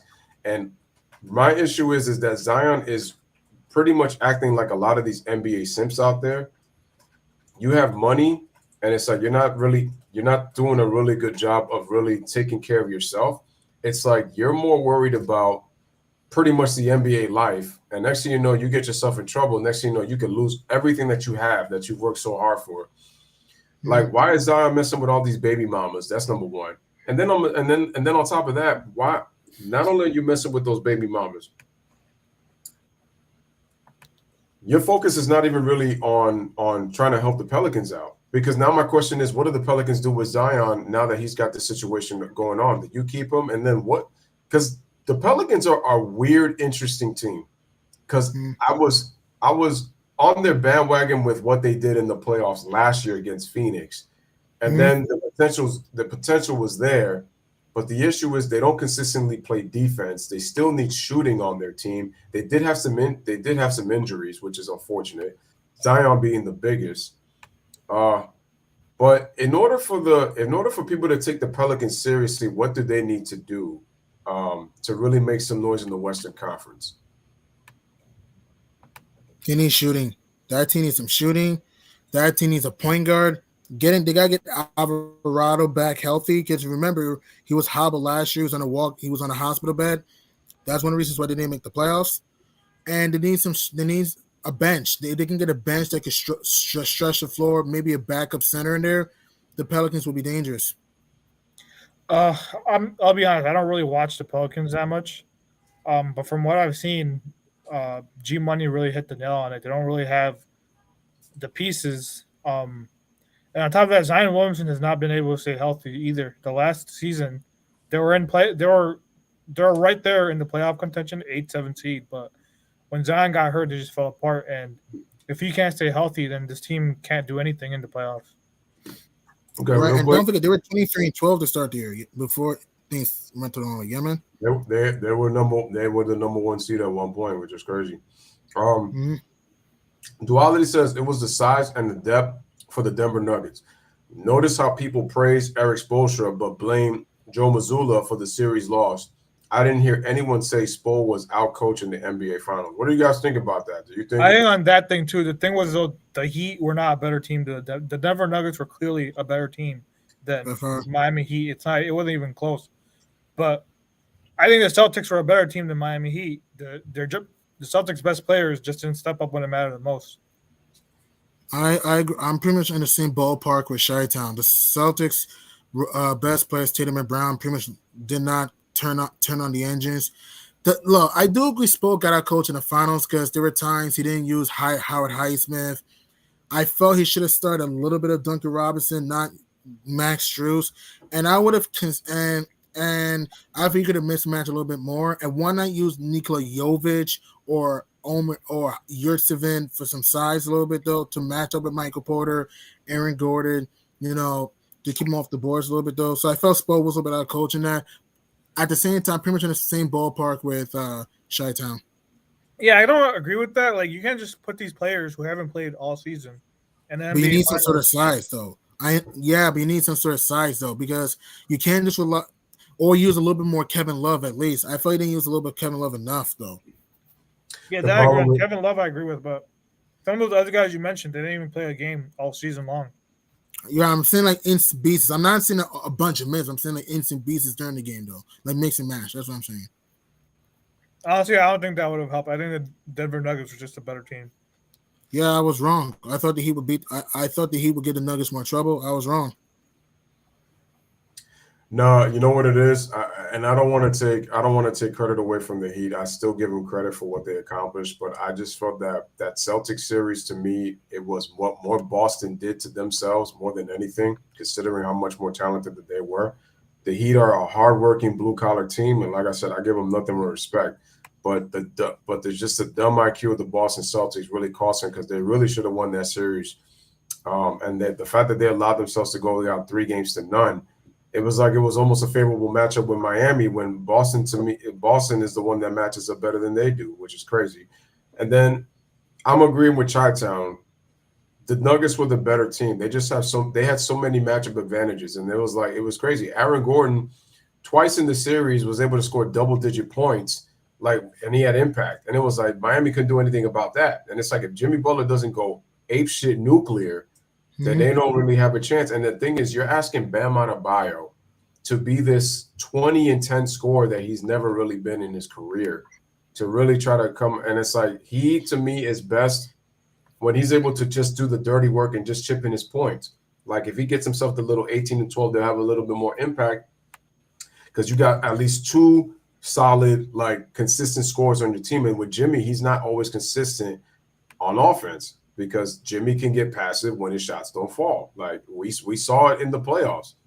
You saw it at times against Boston, and he was putting more strings of bad games than he was good ones in these playoffs. And then you saw what happened. And you saw what happened. And he was turning the ball over a lot too. So once you include that, it made it very difficult for Miami to win. And Chai's right. These undrafted players, a lot of these teams in the playoffs really weren't prepared for them. And you're asking these guys who have never really played all season to play all these kind of minutes. Now it gives them experience now, because they kind of got this under their belt. We got to see what happens next year. But Pat Riley, if you're listening out here, this is Chi-Town King, G Money, and Louis Sports Network telling you right now, you really need to try to build this team the right way, because you cannot expect with these undrafted players to win a championship, especially if the matchup doesn't really favor you. If it's a favorable matchup, then that's crazy. They probably would have changed the landscape, and basically people would have been saying, "Oh, you don't really need like two all-stars on a team and then surround them with pieces. You could win with undrafted players." Like, that kind of would have been the narrative too. And I mean, I give Spoelstra a lot of credit. He's been able to get the two finals and an Eastern Conference Finals ever since 2020. So he's kept this team competitive. They just don't have enough to win a title. And I've been saying that for the longest. They really need pieces to compete for a championship. They're right there, but they need enough. It's that, so they need a number one guy clearly, so that Butler and Bam could kind of slip into a 2 and 3 role. It makes it easier for them. But for them to ask them to kind of carry, it's too difficult to do. Like with Jokic, you can see he's a clear number one. Like, he proved it in this postseason. He clear, and Jamal's the number 2. Like, it was proven. Like, it showed. Right. And another thing too, I want to add also, Miami's struggling on the boards. You saw Michael Porter was quick to the ball, especially in Game 5. Michael Porter was like a hyena, a crazy hyena to the orange line, grabbing all those rebounds. I mean, also, so is Bruce Brown, and even I thought Christian Brown was an X factor too in that series. Dude, I have a question actually. Why do these Laker fans think they're getting everyone? Some guy on here I'm reading right now, he said that we'll trade Russell and Mo Bamba for Miles Turner and Buddy Hield. Why would Don't listen to that. It's always like with the Lakers. This is what pissed me off so much. It's like every player is going to the Lakers. It's like there are 32 teams in the league. Like, this player's going to the Lakers. This player's going to the Lakers. You know what the problem is? The problem is, since LeBron has gone to that team, for some reason, these supposed Laker fans are constantly going about players that are going to be on the Lakers. It's the LeBron effect. I'll tell you right now, if LeBron goes to another team, listen, he could go to the Orlando Magic. A lot of his fans are going to go, and all of a sudden they're going to convert to Orlando Magic fans, and then they're going to talk about all the pieces that Orlando needs to get to be in contention for a championship. This is all the LeBron stuff, because trust me, I'm asking myself, where did all these Laker fans come from out of the blue talking about getting this player and that player and that player to be on the team? Because before even LeBron got there, nobody was really talking about the Lakers like that. And they're other than the New York Knicks, the second, third most premier franchise in all of the NBA and one of the most premier franchises in all of sports, and nobody was really talking about them like that. And ever since LeBron has come there, that's all it's been. Mm-hmm. They can pull off moves. Don't get me wrong, they can. And a lot of the things is really more so people felt that the Lakers have bought their rings, but no, I mean they've made great moves over the years. So, but I just feel like some of them are just those delusional fans that like they want every player to be on their team. That's what I believe. Not everybody's like that, but I'm just saying really more so these like crazed delusional ones, not the ones that are. Mm-hmm. Duality says Laker haters act like we don't pull off great trades consistently and that we aren't the most storied franchise in the league. 90% of the players would love to wear purple and gold. Well, I still think it's funny because this battle of Boston and LA, it's funny how the Lakers, they say, we have 16 championships, 17 championships. Boston's got 17 championships. But let me ask you a question. How come those 5 titles that the Minneapolis Lakers win aren't tied to the Minnesota Timberwolves? Because the Lakers originally started in Minnesota. They were the Minneapolis Lakers, but yet we have a Minnesota Timberwolves team, but they're an expansion team. Yet those titles of the Minneapolis are applied to the Los Angeles Lakers. So it's almost, and it's like I almost want to. It almost makes it want to seem like, well, those 5 championships really should be with the Timberwolves, but I think with the Hawks, I think that's the same case. I believe they were the St. Louis Hawks. They were. Yeah, they were. And I don't know if they count that championship they have with the St. Louis Hawks, with the Atlanta Hawks. I don't know how that works. Nah, it doesn't. It's called for St. Louis, not for Atlanta. No, they don't Well, count the championship. Well, no.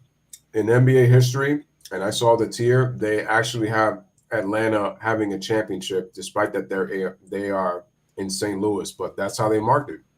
Same with the Rams too, because the Rams were in St. Louis and they won with the Kurt Warner, that Super Bowl, and they still count it for the Rams too. So I think it's more on franchise in the city they played for, because franchises move throughout history. But one thing, and I also read a report that Obi Toppin and Tom Thibodeau were heated and were ticked off at each other after Game 4. What do you think about that? Sorry, repeat that again. I read a report that Obi Toppin and Tom Thibodeau were heated after New York lost Game 4 to Miami. What do you think about that? I picked Miami to win that series. I mean, the Knicks they didn't really have playoff experience to beat that team. Miami was already in the NBA Finals and Conference Finals. And I think Butler is the best player. He's better than anyone on that Knicks team. So normally in playoff series, most of the time the team, whoever has a better player, wins the playoff series. So I expected Miami to win that series. Right, but what do you guys think about Obi Toppin and Tib being pissed at each other, barking at each other after Game 4? I mean, Obi Toppin's not a superstar. He's a role player, so it's not like it would be a different story if it was a role player, like with DeRozan and Dwayne Casey. That was a big problem. But in this case, Obi Toppin's just a role player, so I don't think it's just that big of a deal. Right. What do you think, Lou? I mean, I honestly didn't know that was actually going on, but if that was the case, I mean, I don't know what Obi was mad about, but if it's a legit reason, then I can understand. But at the same time, Chi-Town is right. I mean, if you're not really in the position, and the thing is, you're, really a role player. So, I mean, to kind of go off and say that, it's like, I don't know, really to say much. Let me see. All right, let me look at the comment section. Let me see. Duality says you're better than that, Louis. No, they shouldn't. It's not the same franchise. Okay. I mean, I'm not taking that person. Not a big deal. Jay says you should read the Celtics and Clippers history for championships. Consider conspiracy over truth. Interesting. I'm gonna have to look into that. Duality says the Cardinals were initially a Chicago football team. Should their banners reside with the Bears? The Bears owner founded half of the NFL. Should the league honor go to the Chicago Bears? Baseless argument. It is what it is. That's all I got to say. I have a question for you guys. What do you think about this upcoming draft? I think it's okay. I think the upcoming draft is okay at best. I think the best player of this draft is going to be Wemby. I think the second best player will be Brandon Miller. I think the draft will be okay, but not great. I think I think Scoot Henderson. I think he's going to be a great. I think he's going to be All Star one day. Mm-hmm. You think Henderson could be an all-star? Yeah, I think he'd be an All Star. He reminds me a lot of John Morant. A lot. If you look at their games, very similar to John Morant. Mm-hmm. You know what I'm hoping? Well, now that you said John Morant, I'm hoping that he doesn't turn out to that. But I see what you mean. I know you're talking about his game. Yeah. I'm But, not talking about the. No, I other know. I'm I was talking just about his game specifically. yeah. No, I was messing with you, man. But speaking of John Morant, well, real quick before I address him, yeah, but don't worry. Look, the Lakers championships count. I was just doing that to create a discussion in terms of championships. It's like they count because they're part of the history. So, like I said, not a big deal. Now, one thing I Lakers will say on 17, that, and they do too. Well, go ahead. I don't know why they don't have Mike in jersey retired though. That makes so. If you're gonna count his Minneapolis, Well, they did retire. They did retire his jersey. They retired it in December. I just don't know why they took so long to do it, which doesn't make sense. He was the first NBA superstar, and the Lakers were the Minneapolis Lakers were the first dynasty. They were the Lakers' first dynasty, 5 championships in 6 years, and he was the first. He was the first superstar, and you don't retire his jersey, so you retire all those Laker greats, and they deserve their jersey retired, but George Mikan doesn't get his. Like that makes absolutely no sense. Yeah. That to me was crazy. And I thought Dr. Jerry Buss at the very least would have had his jersey retired like a while ago, which I don't really understand. But so we got to talk about John Morant and his 25-game suspension, and I felt that was too weak in my opinion. I felt like that was a slap on the wrist considering what other guys have gotten for more serious things upon that note, or less serious, I should say. With Morant getting caught twice on social media with a gun, but one of them was quote unquote a toy. But again, that's an image thing. What are your thoughts on John Morant getting 25 games? And do you think it was the right amount, or should it have been more? Should it have been less? What do y'all think? Here's the thing, I'm kind of mixed on this because whenever I bring this up, people are like, "Oh, if it was a white player, he wouldn't have gotten suspended." So people do pull the race card with this. I thought he got off easy. I thought he should have gotten more games as well because he hasn't done this once; he's done it twice. And he should face the consequences for that. Like, if this was David Stern, it would have definitely been at least 50, I think. I think so. Pretty much in the same ball. Pretty much, I'm seeing eye to eye with you guys. It should have been at least half the season. I at least would give him more like half the season at least. Look, I like John Morant. The dude's an athletic freak. The dude can make you happy, and he loves to do okie doke layoffs. But John Morant, he needs to learn discipline, and he needs to learn accountability. Stop with the toy gun hullabaloo. Oh, it's a toy gun. No, I'm not listening to that. Toy gun or not, you promised, right? You did counseling before, so you won't do it. You won't wave your gun in the air again, right? Because you did the first time in the party on IG, mind you. Then you do it again after your season was over. That is stupid. You need to learn boundaries, accountability, and learn to stay in your lane. And doing dumb stuff like that's not gonna make you tough. That doesn't make you a gangster. If you want to be a gangster on the basketball court and dominate on the court, man. You need to learn boundaries, accountability, and sense. Because remember, many young people are watching you. You're like a role model, many people. And doing this type of stuff is heinous and disrespectful. That's what I have to say. John needs to be disciplined. Go ahead.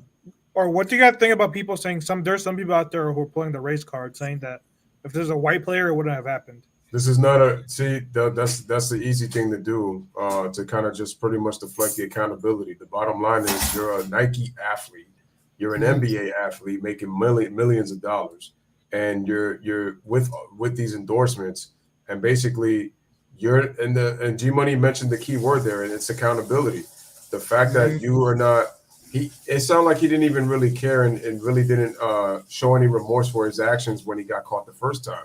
And he's like, well, yeah, I got to be better. And then the fact that you get caught again doing it, it's like your issue is it's like, I don't care. So what?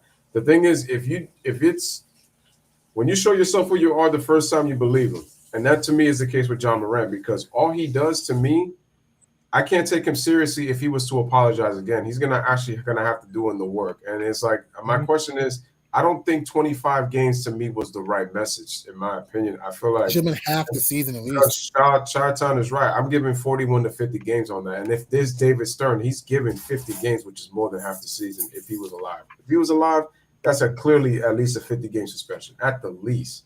Because the thing is, I don't care if it was a toy. You pulled a weapon twice and got caught on social media doing it. Like, you brought one in the strip club, and then the other one you brought it in your cousin's car. Like, come on. Like, seriously?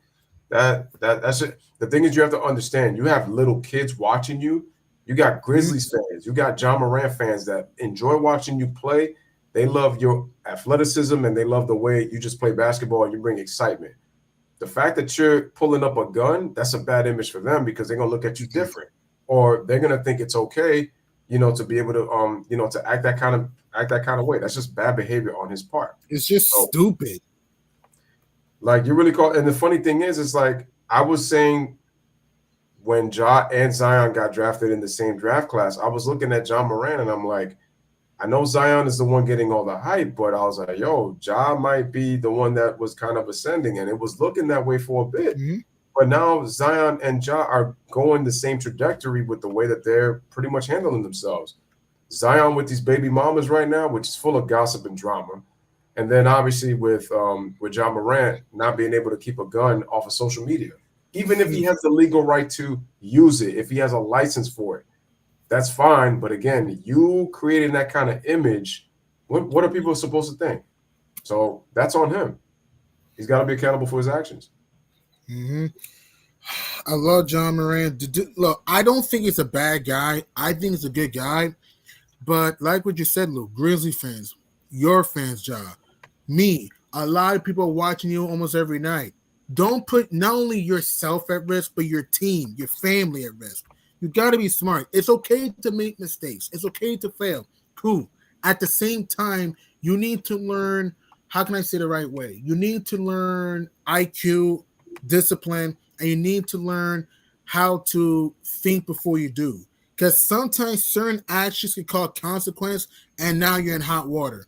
And if I were Adam Silver, and look, I like Adam Silver as a person, but as a commissioner, he needs to do better though. 25 games is too little. I would have suspended him half the season.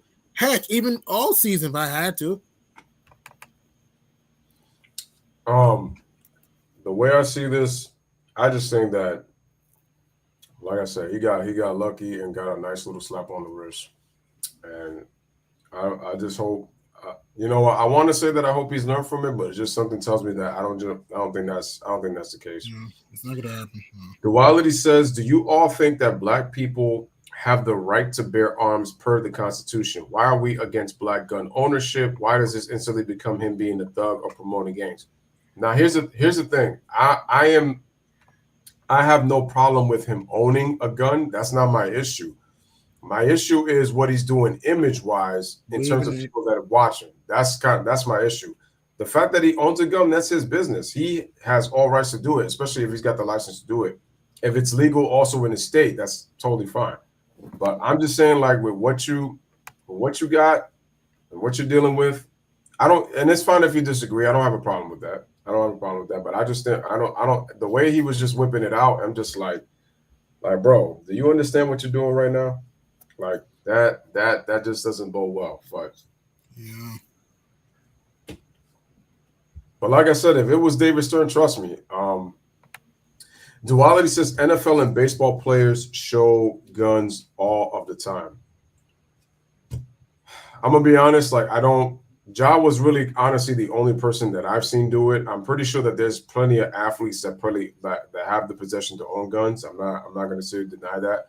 I just haven't seen it a lot. But I'm saying, if you have, just run down a list of names. Maybe some might trigger in my head, and maybe some might not. But I'm pretty sure. But yeah, I'm not going to say and disagree with you, because I'm pretty sure that they do though.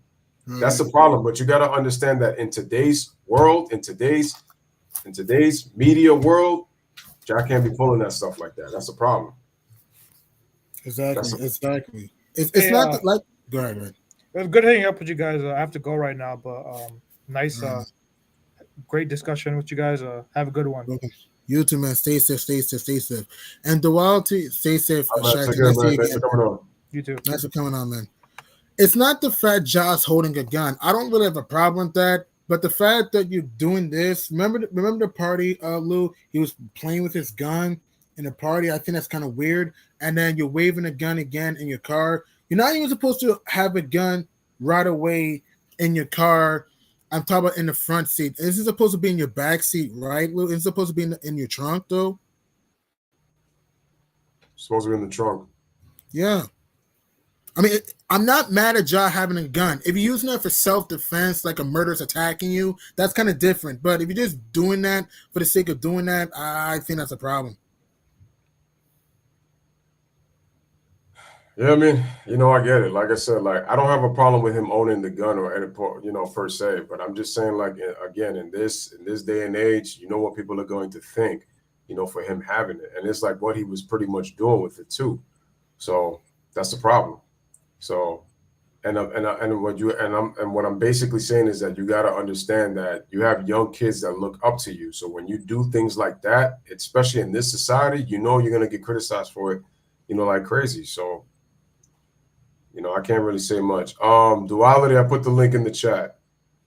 So like I said before, man, it's like he has every right to own one. But I'm just saying with his actions, people are going to criticize him for it. That's the problem. And the thing is, he got caught. It's one thing if he got caught once. That's one thing. But he got caught twice. If it's the first time, that's fine. But the fact is he got caught more than once. And I'm like, okay, what if he does it again? Yes. And what happens if you try to wave a gun and actually you pull the trigger? Then what? That's the thing because he had the gun at the time he was at the strip club, with the stripper where he had all that money. I think he was dancing with the stripper. He had the gun in his hand.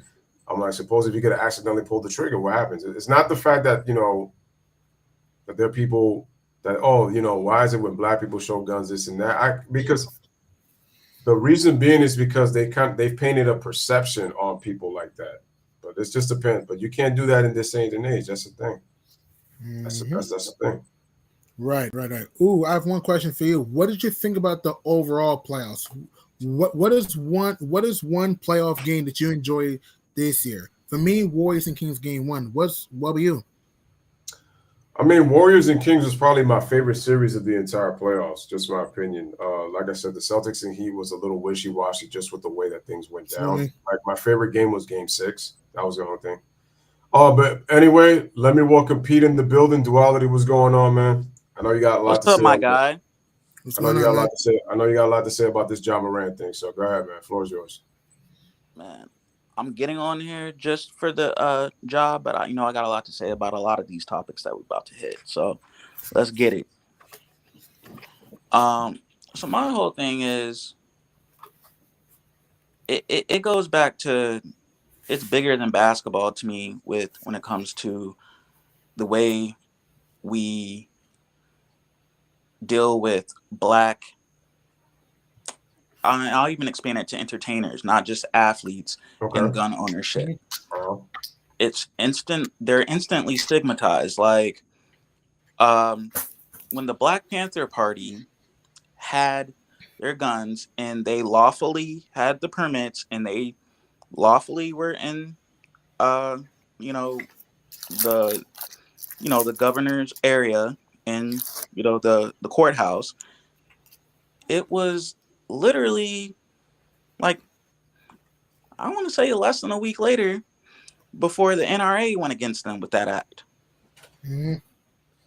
But they don't do that to any other group. It's every other group. The NRA promotes gun ownership by all costs, even when we've seen the horrors caused by irresponsible gun ownership.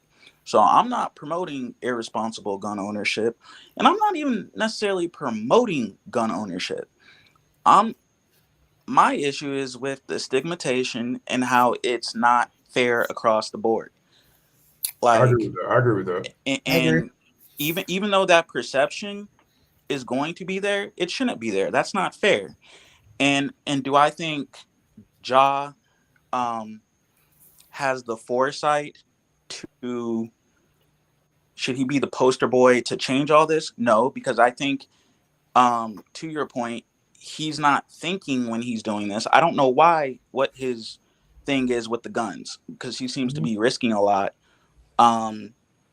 for these kind of baseless, random things with the gun. Like, none of them really, all of the stories there, it's never like he was in fear for his life, or we've not heard that, he has like enemies that are, harassing him or anything of that nature. It just seems like he just has a fixation with guns. I don't know what that is. I don't know if that's based on a trauma. I don't know anyone close to him. I don't know what that's about. I don't have, and I don't think anyone is asking these questions.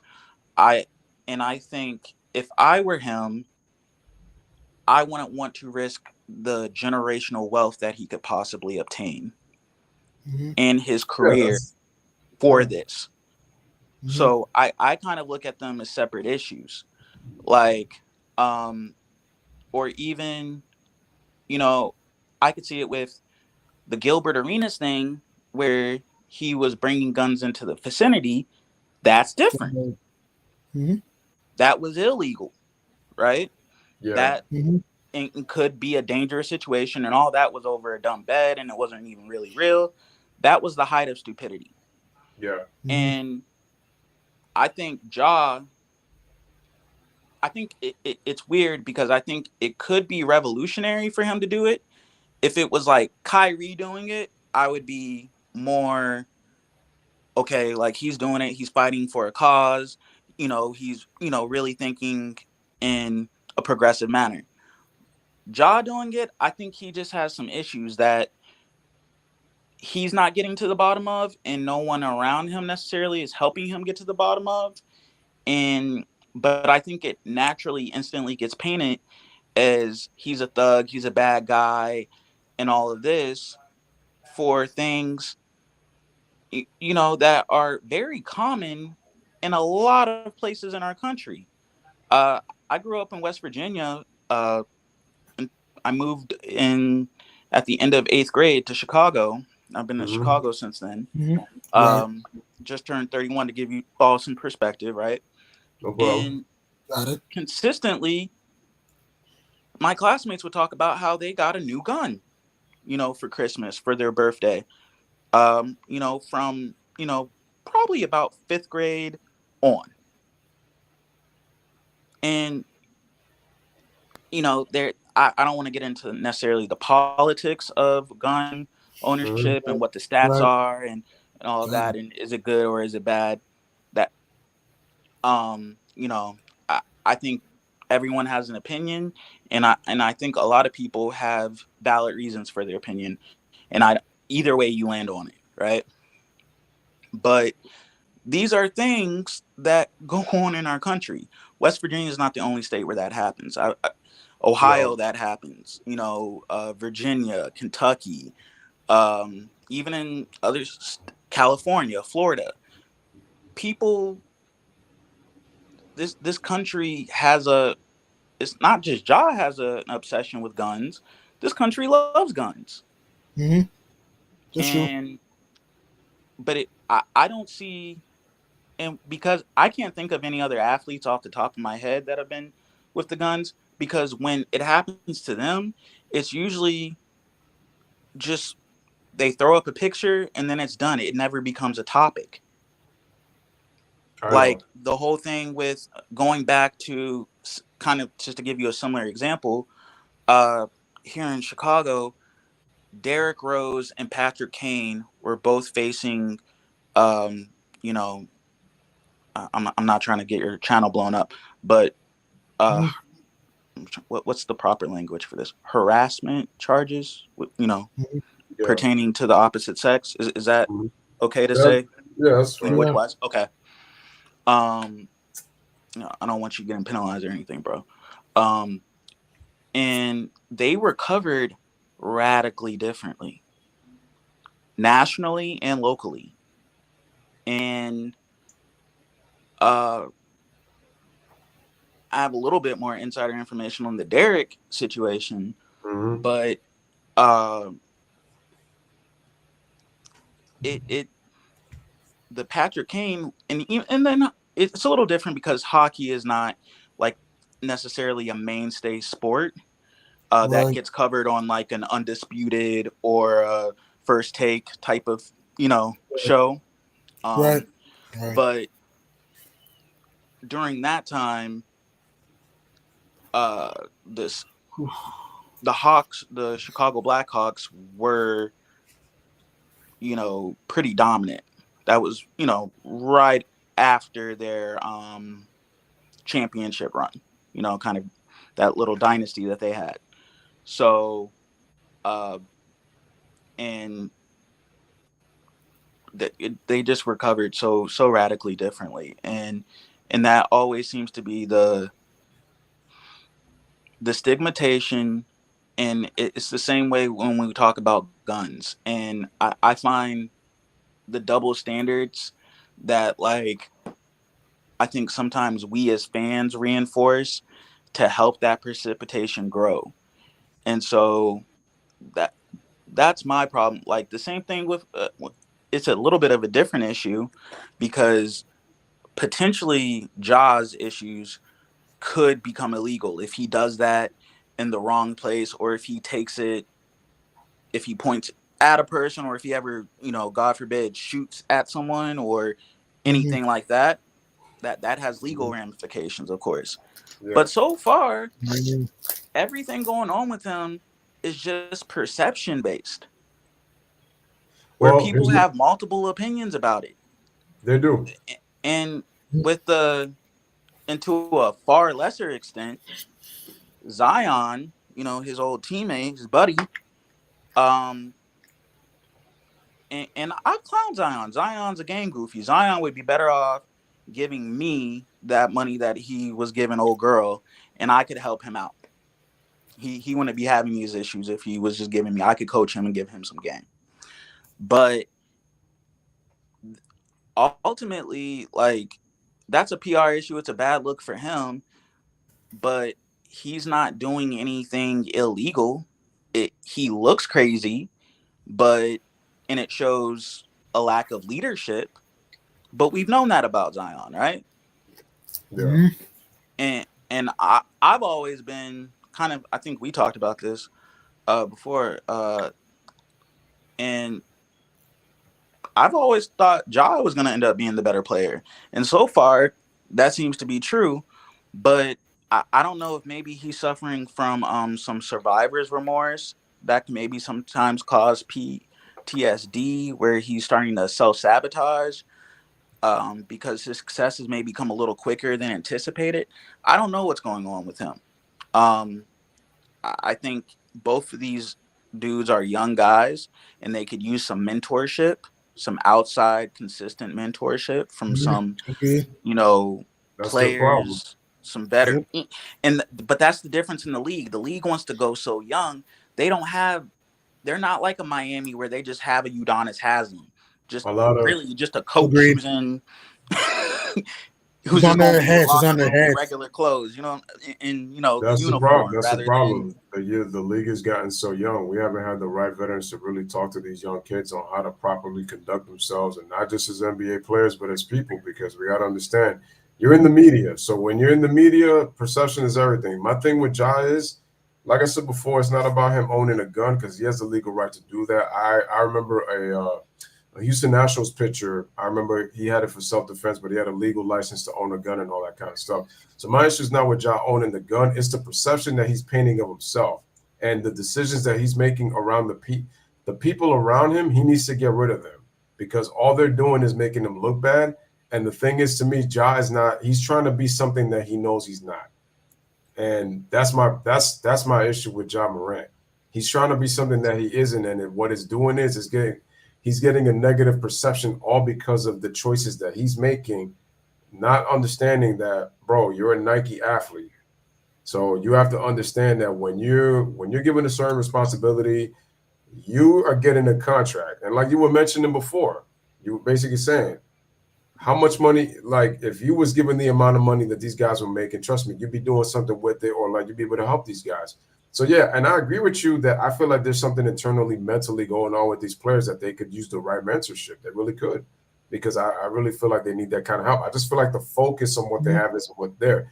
Because also remember, Ja made the choice to go to social media with this. If Right. he was doing that and nobody would have known, I mean, it would have been But fine. at the same time, let's think about that. Just that decision to always be on social media, yeah, right? which he has to lay It's not off. like TMZ is catching him do this, right? And how the story is breaking. He's No. deciding while he's making bad decisions to share it on social media. That's a whole different, because you and I are both millennials, bro, right? And G Money, are you a millennial as well? I think so. Yeah. No, he is a millennial. Okay. Yeah, I am. So, Generation Z, they're addicted to distractions and attention because they've never known a world without social media. These kids have grown up on social media. They feel like if it doesn't happen on social media, it's not there. This is the outlet.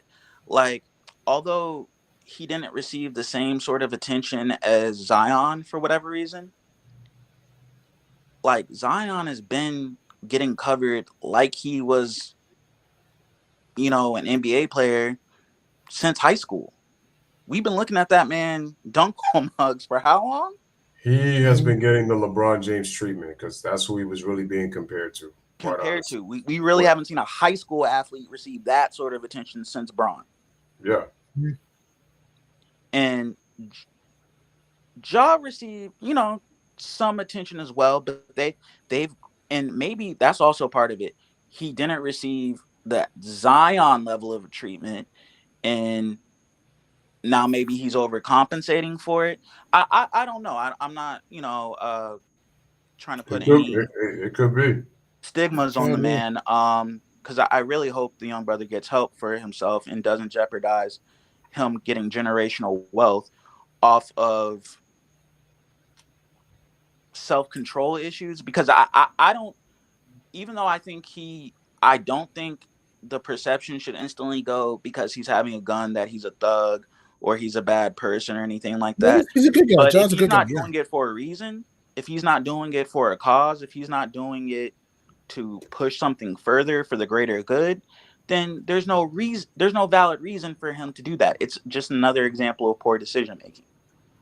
Agreed. That's my whole point on this thing. John Moran is trying to be a Doug, and he's not. It's not.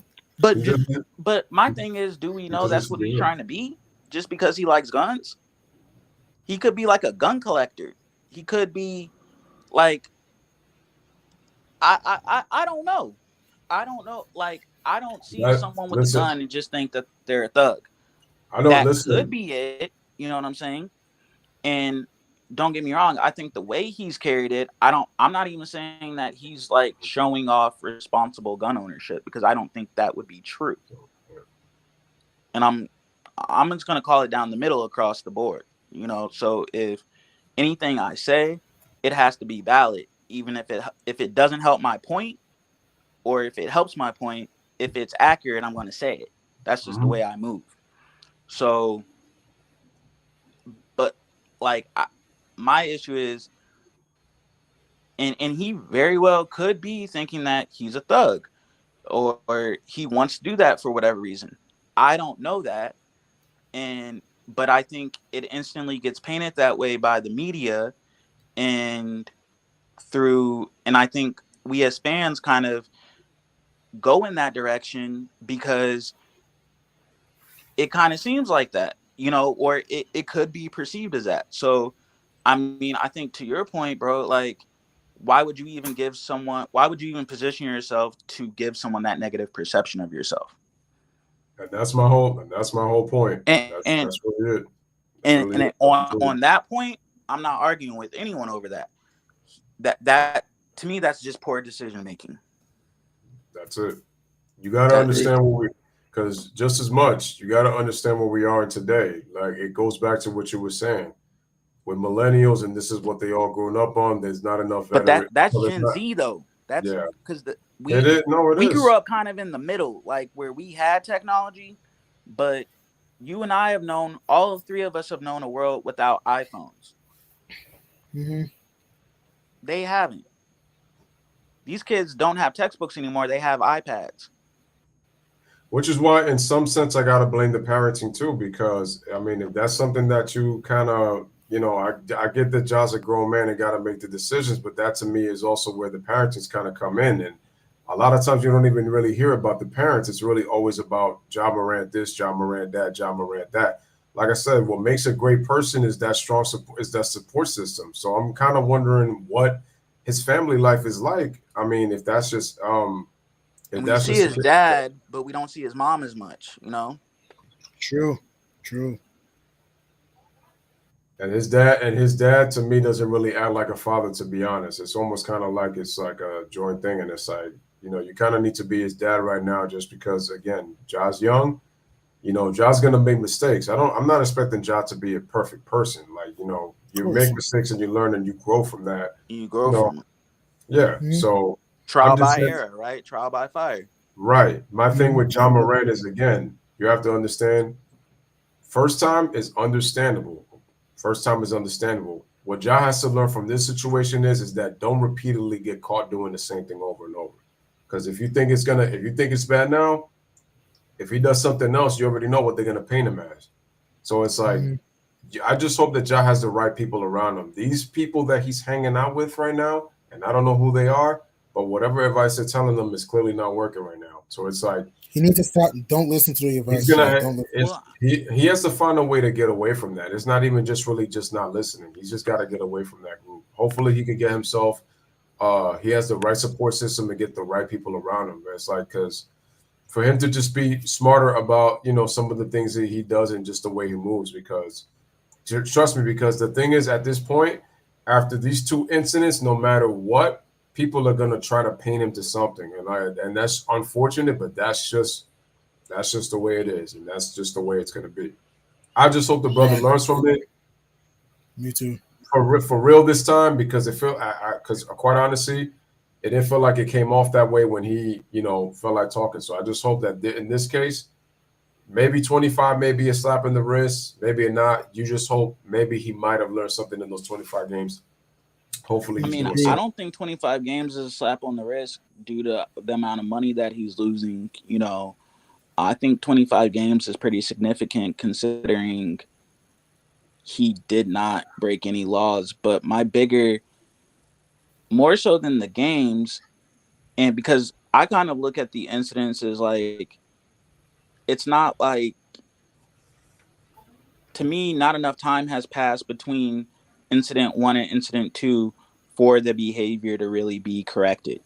Because I don't think we've even gotten to the bottom of what was the source of the behavior.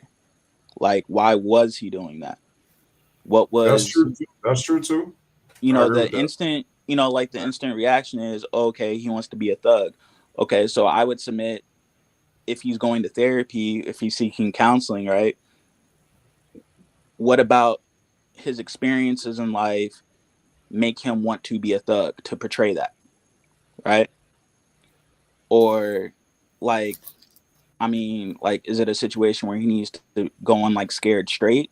Does he need to talk to somebody that's doing like life? Somebody that's really, shot that off and killed people? Does he because that would be the course correction. So it really, I don't think because I don't think we necessarily need to know this as the media or fans, but the way it works is the information is going to come out eventually. Somebody is going to put it out there, as a breaking story, right? You know what? And I don't mean to cut you off, but it just made me think of something. It's funny how Ja's getting painted this way, and it's crazy. But then it just made me think about Brittany Griner. The reason it made me think about Brittany Griner because was very interesting is she's played in Russia for a number of years. She knows the laws of Russia. She knows what their laws are, and their laws are pretty strict. And she She decided knows the to, climate. she does. And she decided that she thought she could get away with a certain amount of, weed that, she had. And I remember America went crazy, absolutely crazy. How could they do? And I'm like, why are you guys surprised? She's been playing there for a while. She knows the rules. She knows the law. So if you break the law in their country, you need to suffer the consequences in what they break. Even if you're not a citizen of Russia, you are in their country. You're not in the U.S. So certain laws in the U.S. are not going to apply to the same in Russia. You made that mistake. And I remember people making such a big deal. Oh, I'm glad she's safe. Oh my God, this and this and this and that. And I'm just like, you just don't cross enemy state lines when you do that. And in this case, enemy country lines. And I think of Montrezl Harrell with what he did with the amount of weight. It's funny that I say that because Jay actually put it in here. He says Montrezl Harrell went over state lines with enough weed to be considered trafficking. Yeah. And due to his history, it was reduced by a judge. Everybody knows better than to cross state lines with certain things. Right. Right. Yeah, that's And true. That's true.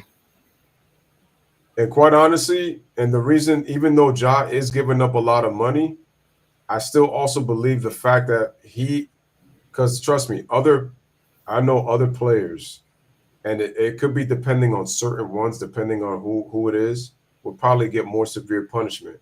So I think even though he's losing the money, hopefully he learned his lesson in terms of how much he can lose. But trust me, you got to ask yourself this: how many repeat offenders get this type of opportunity to where he got the least amount? At least the only caveat and like the only thing that coincides with the 25 games was the money he lost. So that's the only thing, because I think it would have been probably a little bit different if he didn't lose a amount of money. Then it would be different. But I think with the money that he lost, considering the amount of games he got, to me was fair. And even though I originally said that, I had to go back to check if he lost more. Go ahead. But I'm sorry. No, go ahead. What'd you say, bro? I missed that last part. No. I was saying, we're considering the amount of money he lost. I said the amount of games that he received, I said was actually fair. Compared, I was like, but you said something right after that. What was I saying? I think I was mentioning that. What else that I was trying to say? It'll come back to me, but go ahead. Okay, and just stop me if it comes back to you, bro. But with the 25 games, doesn't he, because of the new rule about the requirements for all-stars, so that like players like Zion just can't be an all-star because they're popular? Doesn't he forfeit the ability to be an all-star despite his level of play next year, or to be on like all NBA teams or anything like that? I think it might affect his chances for all NBA teams and things like that. Yeah, because you got to play 65 games. Yeah, you got to play 65 games. Yeah, so the 25 games already are going to disqualify him already. So if he's playing at an MVP level, because now the MVP, you got to play a certain amount of games. So like, let's say he was playing at an MVP and he's a clear-cut MVP, he would lose an opportunity to win that. So it would he would just have to be able to just ball out in the playoffs and hopefully do his thing. And because I want to see Ja win a championship. I want to see the Grizzlies win a championship. I mean, looking at the Denver Nuggets, there's hope for some of these smaller market teams. If the Grizzlies continue to build, and I just think with the Grizzlies, they need obviously veterans. They just need some good characters to really help these young guys. Like, it's not always about, there's nothing wrong with talking trash, man, but you got to be able to back it up. And with the Grizzlies, it's been constant talk trash, can't back up what it is.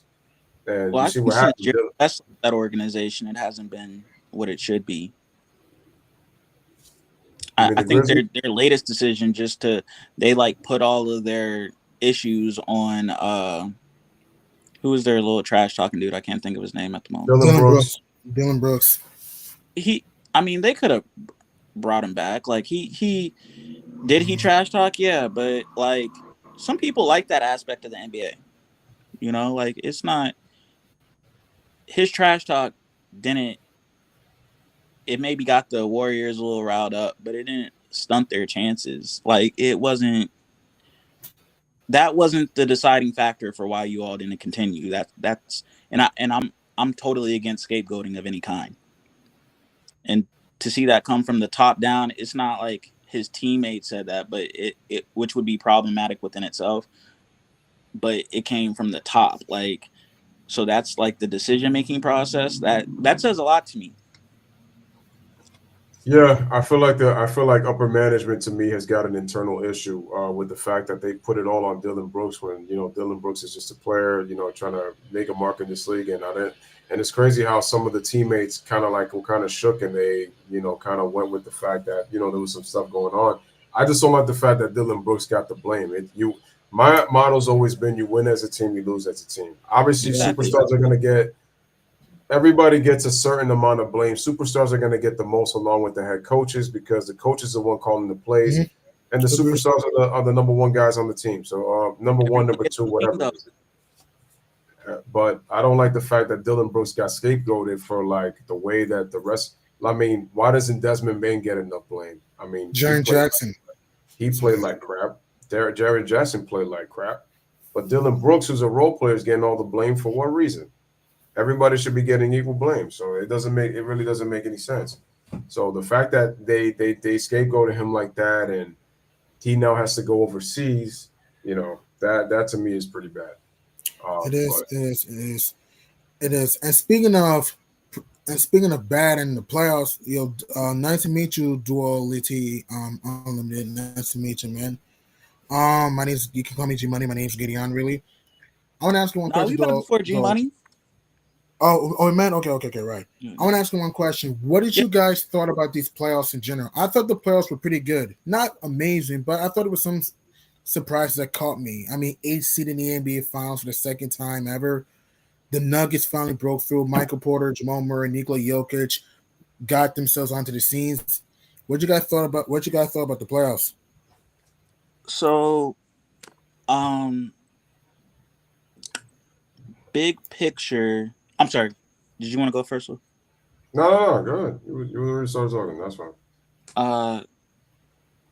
Big picture, I think that these playoffs were really good for the like mid-market teams. Mm-hmm. I liked how the finals it would be like Denver was actually able to get their first ring. Mm-hmm. As a franchise, I thought that was good because I think that's what the league wants. I think the league is heading into more of a parity because I think dynasties are over. I think the Warriors are going to be the last dynasty, and I think we're just going to see several teams of these younger teams just kind of win maybe like one or two championships, and probably not back-to-back or repeat or anything like that, but just kind of 5 different champions for the first time since 1977 to 81. Yeah, very possible. But also, don't forget with the new CBA, you're not going to see, super teams as much anymore. So yeah. I also think big picture with the NBA, and that's why the Ja thing, and also the Zion thing, and just a lot of different factors are going on that are bigger than just them. And I try to stay kind of in tune on the big picture realities and the macro level of it all, because the truth is the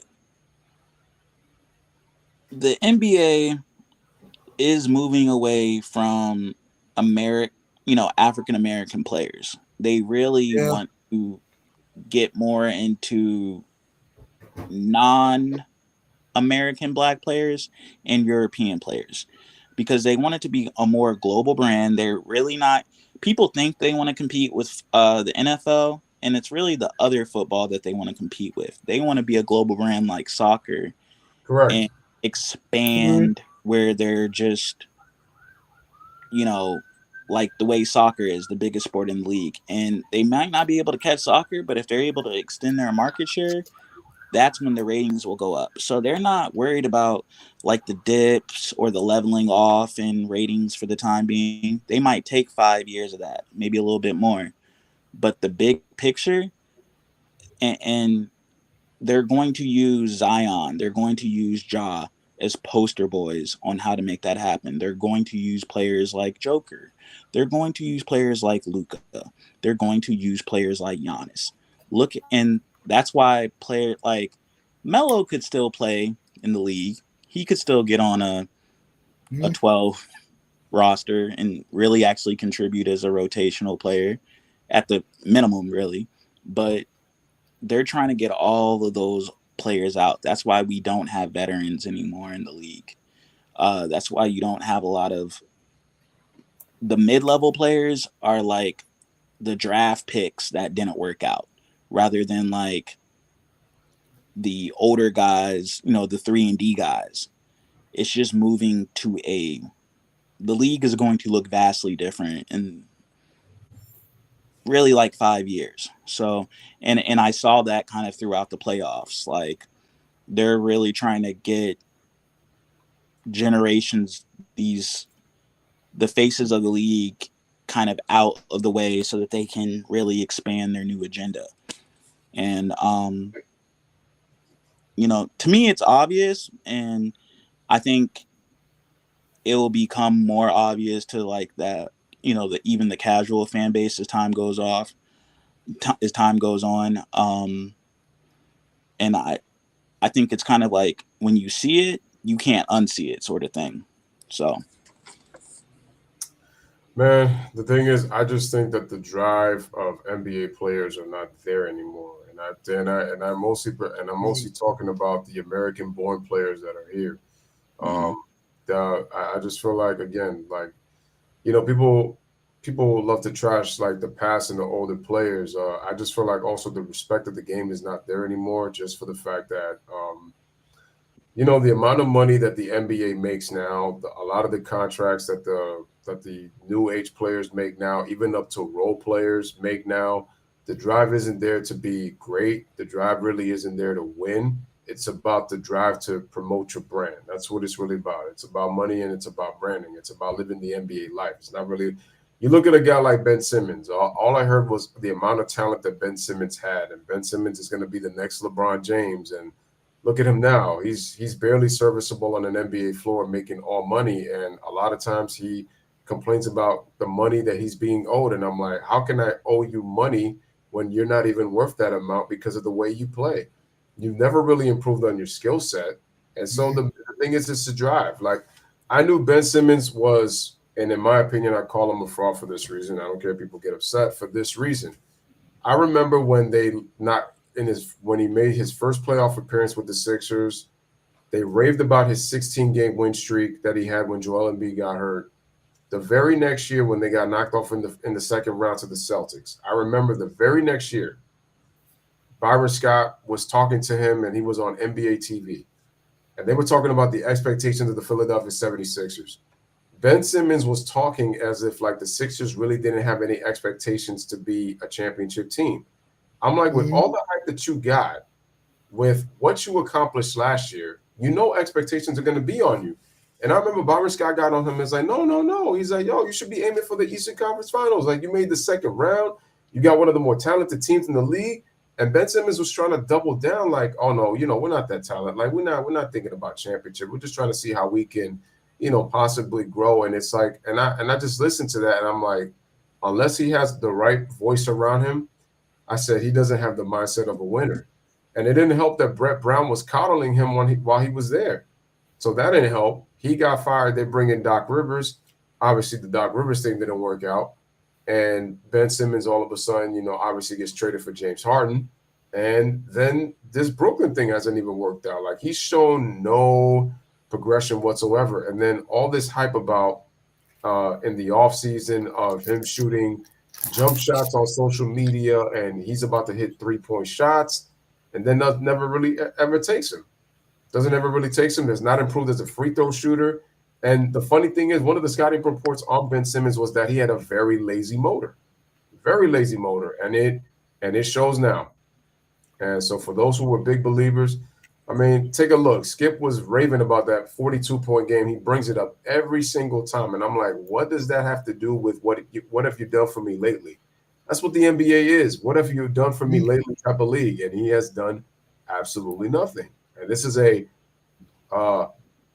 rave about his defense, the multiple All-Star appearances, but you have not improved your skill set whatsoever. And it's like I see the same person every single year.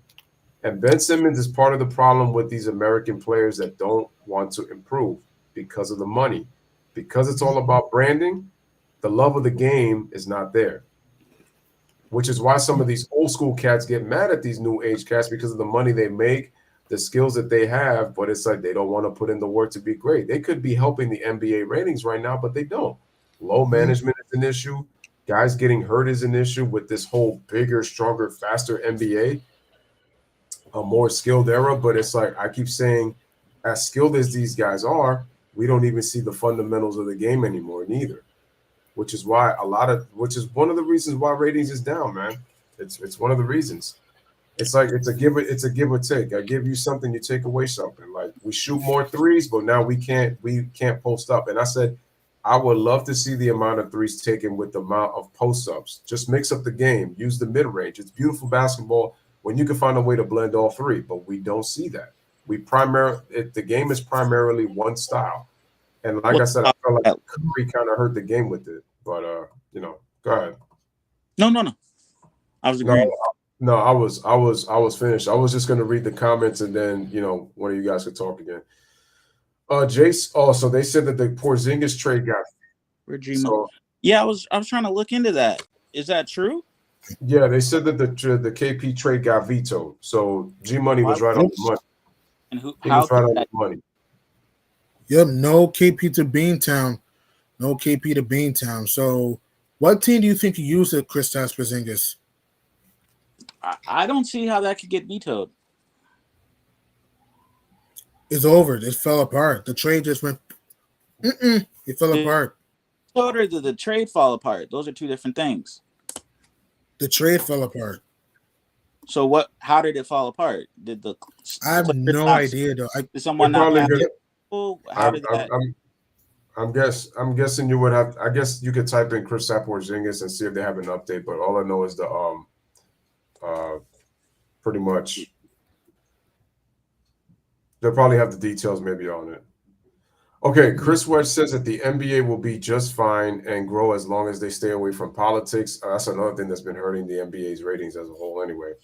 And especially in the woke gender politics, stay in your lane and do that you do best basketball. Jay says, but that stay in your lane can be viewed as shut up and dribble. Just play basketball. Between home and work, there's enough on the plate. I mean, what's going on? Listen, if that trade is vetoed, I'm going to say that the Celtics dodge a bullet because honestly, I don't think that trade does anything for KP and it doesn't do anything for the Boston Celtics. You're going to spread the floor to a guy that can't rebound. Like Porzingis should be in the post. Porzingis should be helping them with their rebounding and his ability to draw fouls since he's in the paint. But because he can't do that, it just makes no sense. The Celtics will be even just as, or if not more vulnerable with him being on the floor just chucking threes. Don't need him for that. You're 7'2". Your body should be in the post. And I don't mind you shooting threes here now and then, but you got to mix up your game. Be able to slow the game down to actually draw attention. That would actually help Tatum and Brown a lot because the ball would be in their hands less and they wouldn't have to always go one-on-one. But Porzingis doesn't help that. Mm-hmm. Oh, yeah, KP had to opt in for 36 million for the work, though. Yeah, he had to opt in for the contract, and then it should have went through. Okay, I guess that didn't go through. I guess he didn't opt in into the contract. Okay, so it wasn't vetoed, but just it didn't go through. Okay. Yeah. The veto is like the league would have prevented that. Veto's when the league prevented. Like, league, like Silver. Chris Paul went to the Lakers. Was supposed to go to the Lakers, but exactly. But David Stern blocked that. I don't know why. I don't know because why. he was the owner. Technically, he was like I forget what the term was, but he was like the Oh, the New Orleans owner Hornets. of at the time, the Pelicans at the time, or what were they called? The Hornets. New Hornets. Orleans They were Hornets. the Yeah, Hornets. They were the New Orleans Hornets. they were the Hornets, and so that's why he vetoed it. Yeah. Right. I think the Right. Lakers were giving Like, up picks, and I know that they were giving up Lamar Odom. They ended up shipping him to Dallas, but they right. originally was going to ship him to the And Hornets. Powell was supposed to go to the Rockets, and it was supposed to trade Powell Gasol to the Rockets. Yeah, during that Chris Paul trade. But hey, the building blocks just went tumbling down. So, in your opinion, guys, what is one of the best playoff games you watched this year? For me, Warriors and Kings game 1. Celtics Heat game 6. Amazing. What about you? I don't really have one, to be honest.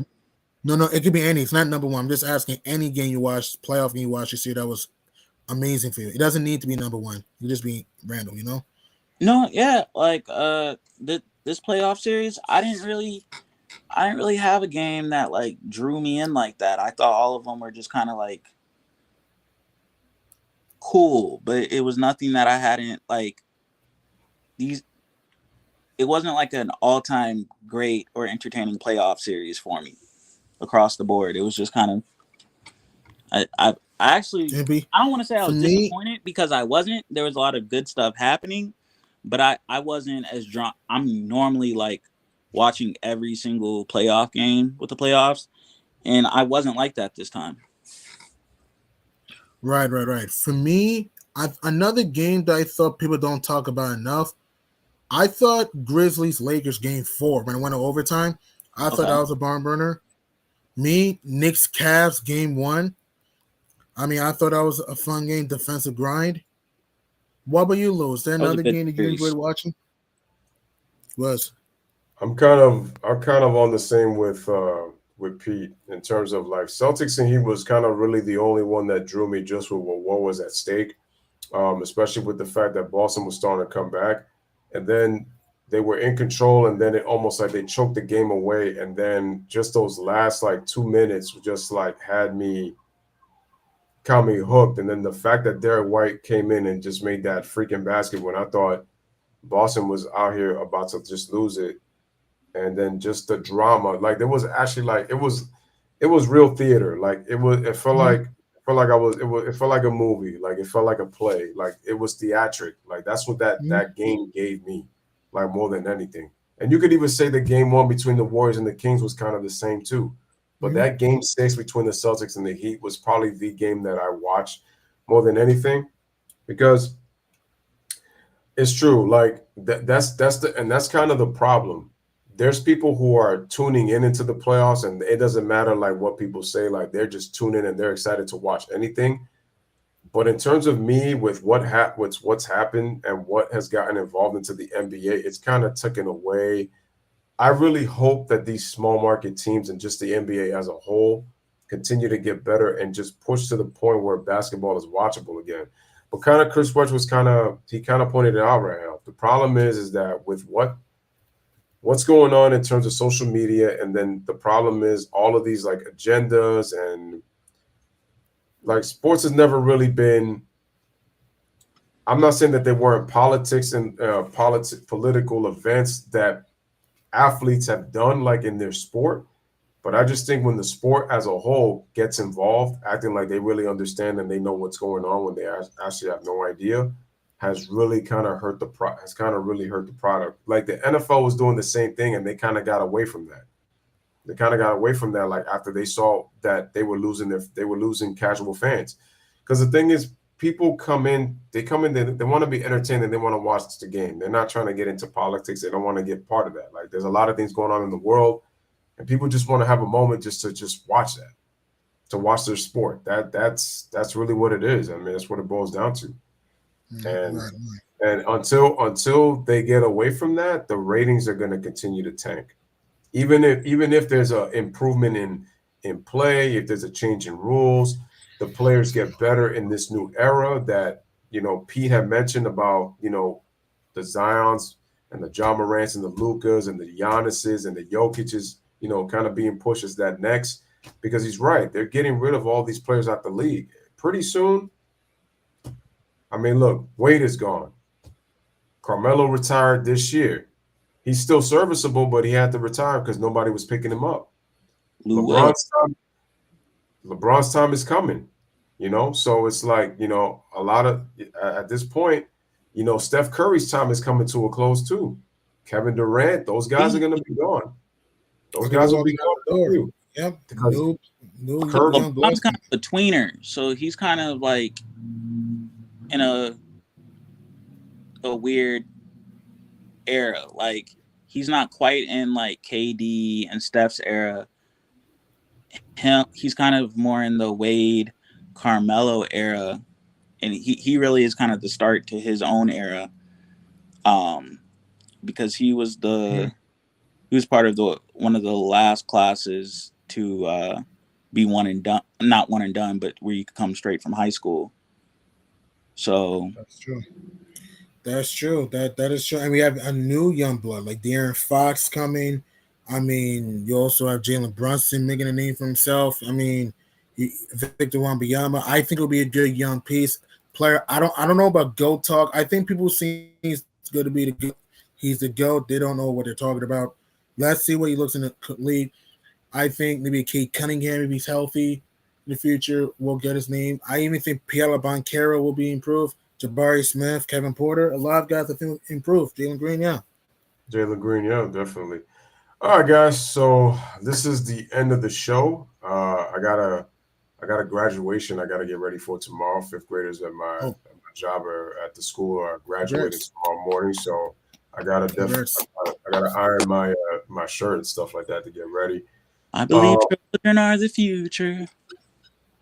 I mean, hopefully that's what I'm praying for, because with the way society's going, it's like, what children are the future? And it's like, hopefully we have some good ones, man. But with the way things are going, and I will also be preparing for my other job as well. But I am going to come back for a stream tomorrow.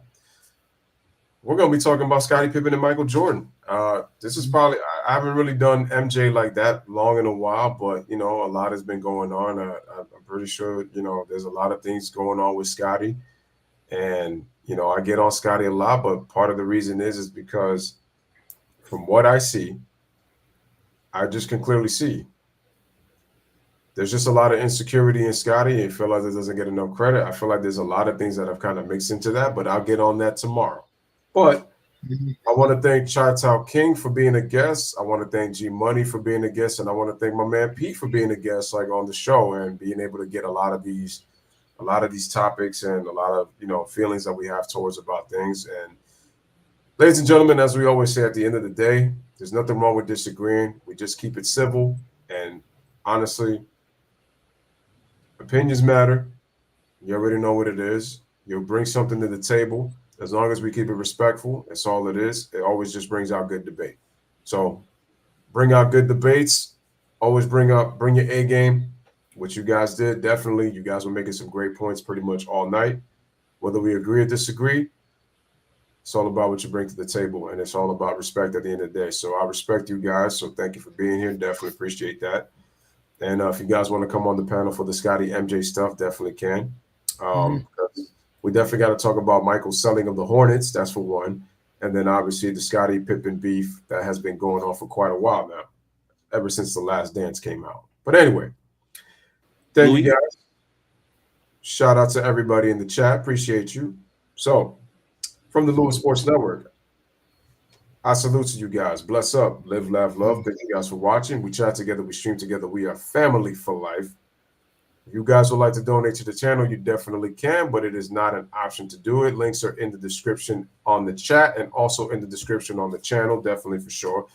And again, once the replay of this video comes on, for those who have not seen the video and it gets recommended, let me know what you guys think. So from the notorious G Money Hoops, and G Money, where can they catch you at? You can find me at The Last Laugh Podcast with me, Biggie, Prince, and Zach. Me, Biggie, Prince, and Z. You can find me at The Last Laugh Podcast. My advice for people, everybody has a right to their opinion, but your opinion will only be valid if you can back up what you say. So always be honest, always be objective, know what you're talking about, don't be biased.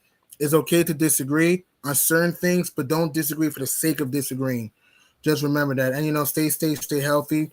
Thank you, Lou, for inviting me again. Nice to see you again, Duality Unlimited. And please subscribe to the Louis Sports Network. He brings the meat and potatoes of each story. And stay safe, everyone. Pete, anything you guys say? And everyone, don't forget to like and share this broadcast. And we really need to get Louis back up on top and have him expand the brand. Let's help him out however we can. And sharing and liking the video, that's free, so it doesn't even have to be monetarily. And hope to come on here more and talk it out with you guys. Everyone be safe out there, and peace and blessings. Also, and real quick before I go, I've been putting up some wrestling content as of late, but those are just kind of been more uploads. For those of you that haven't checked that out, make sure you guys hit the like. And I've been liking what I'm seeing lately in terms of kind of the stuff that I've been talking about. So if you, like I said, if you're a big wrestling fan, again, I'm not some of these big wrestling channels that kind of go into in-depth and stuff like that. What I kind of tend to do is just I've seen wrestling over the years, so there's something that I just want to talk about. I'm just gonna just mention it and and upload it because I've seen a lot. But anyway, so for those who haven't checked my wrestling content, definitely check it out. Oh, also I will be going back to, and I haven't done this in a while, but I'm going back to my 40-point per game playoff scores series. I will be doing James Harden. So he will be next, and I am doing it in order all the way up to number 1. So make sure y'all stay tuned for that. That's coming up in just a bit. But anyway, bless up to everybody. Peace out. And you guys already know the drill. I am gone. Take care, everybody. Have a wonderful. So many times, and I just wish they would just stop. You know what I mean? Just stop. I mean, he was, Michael Jordan. I'm Kobe Bryant. I mean, we're two different players, and I wish people would just let it go. It really annoys me because you can't compare.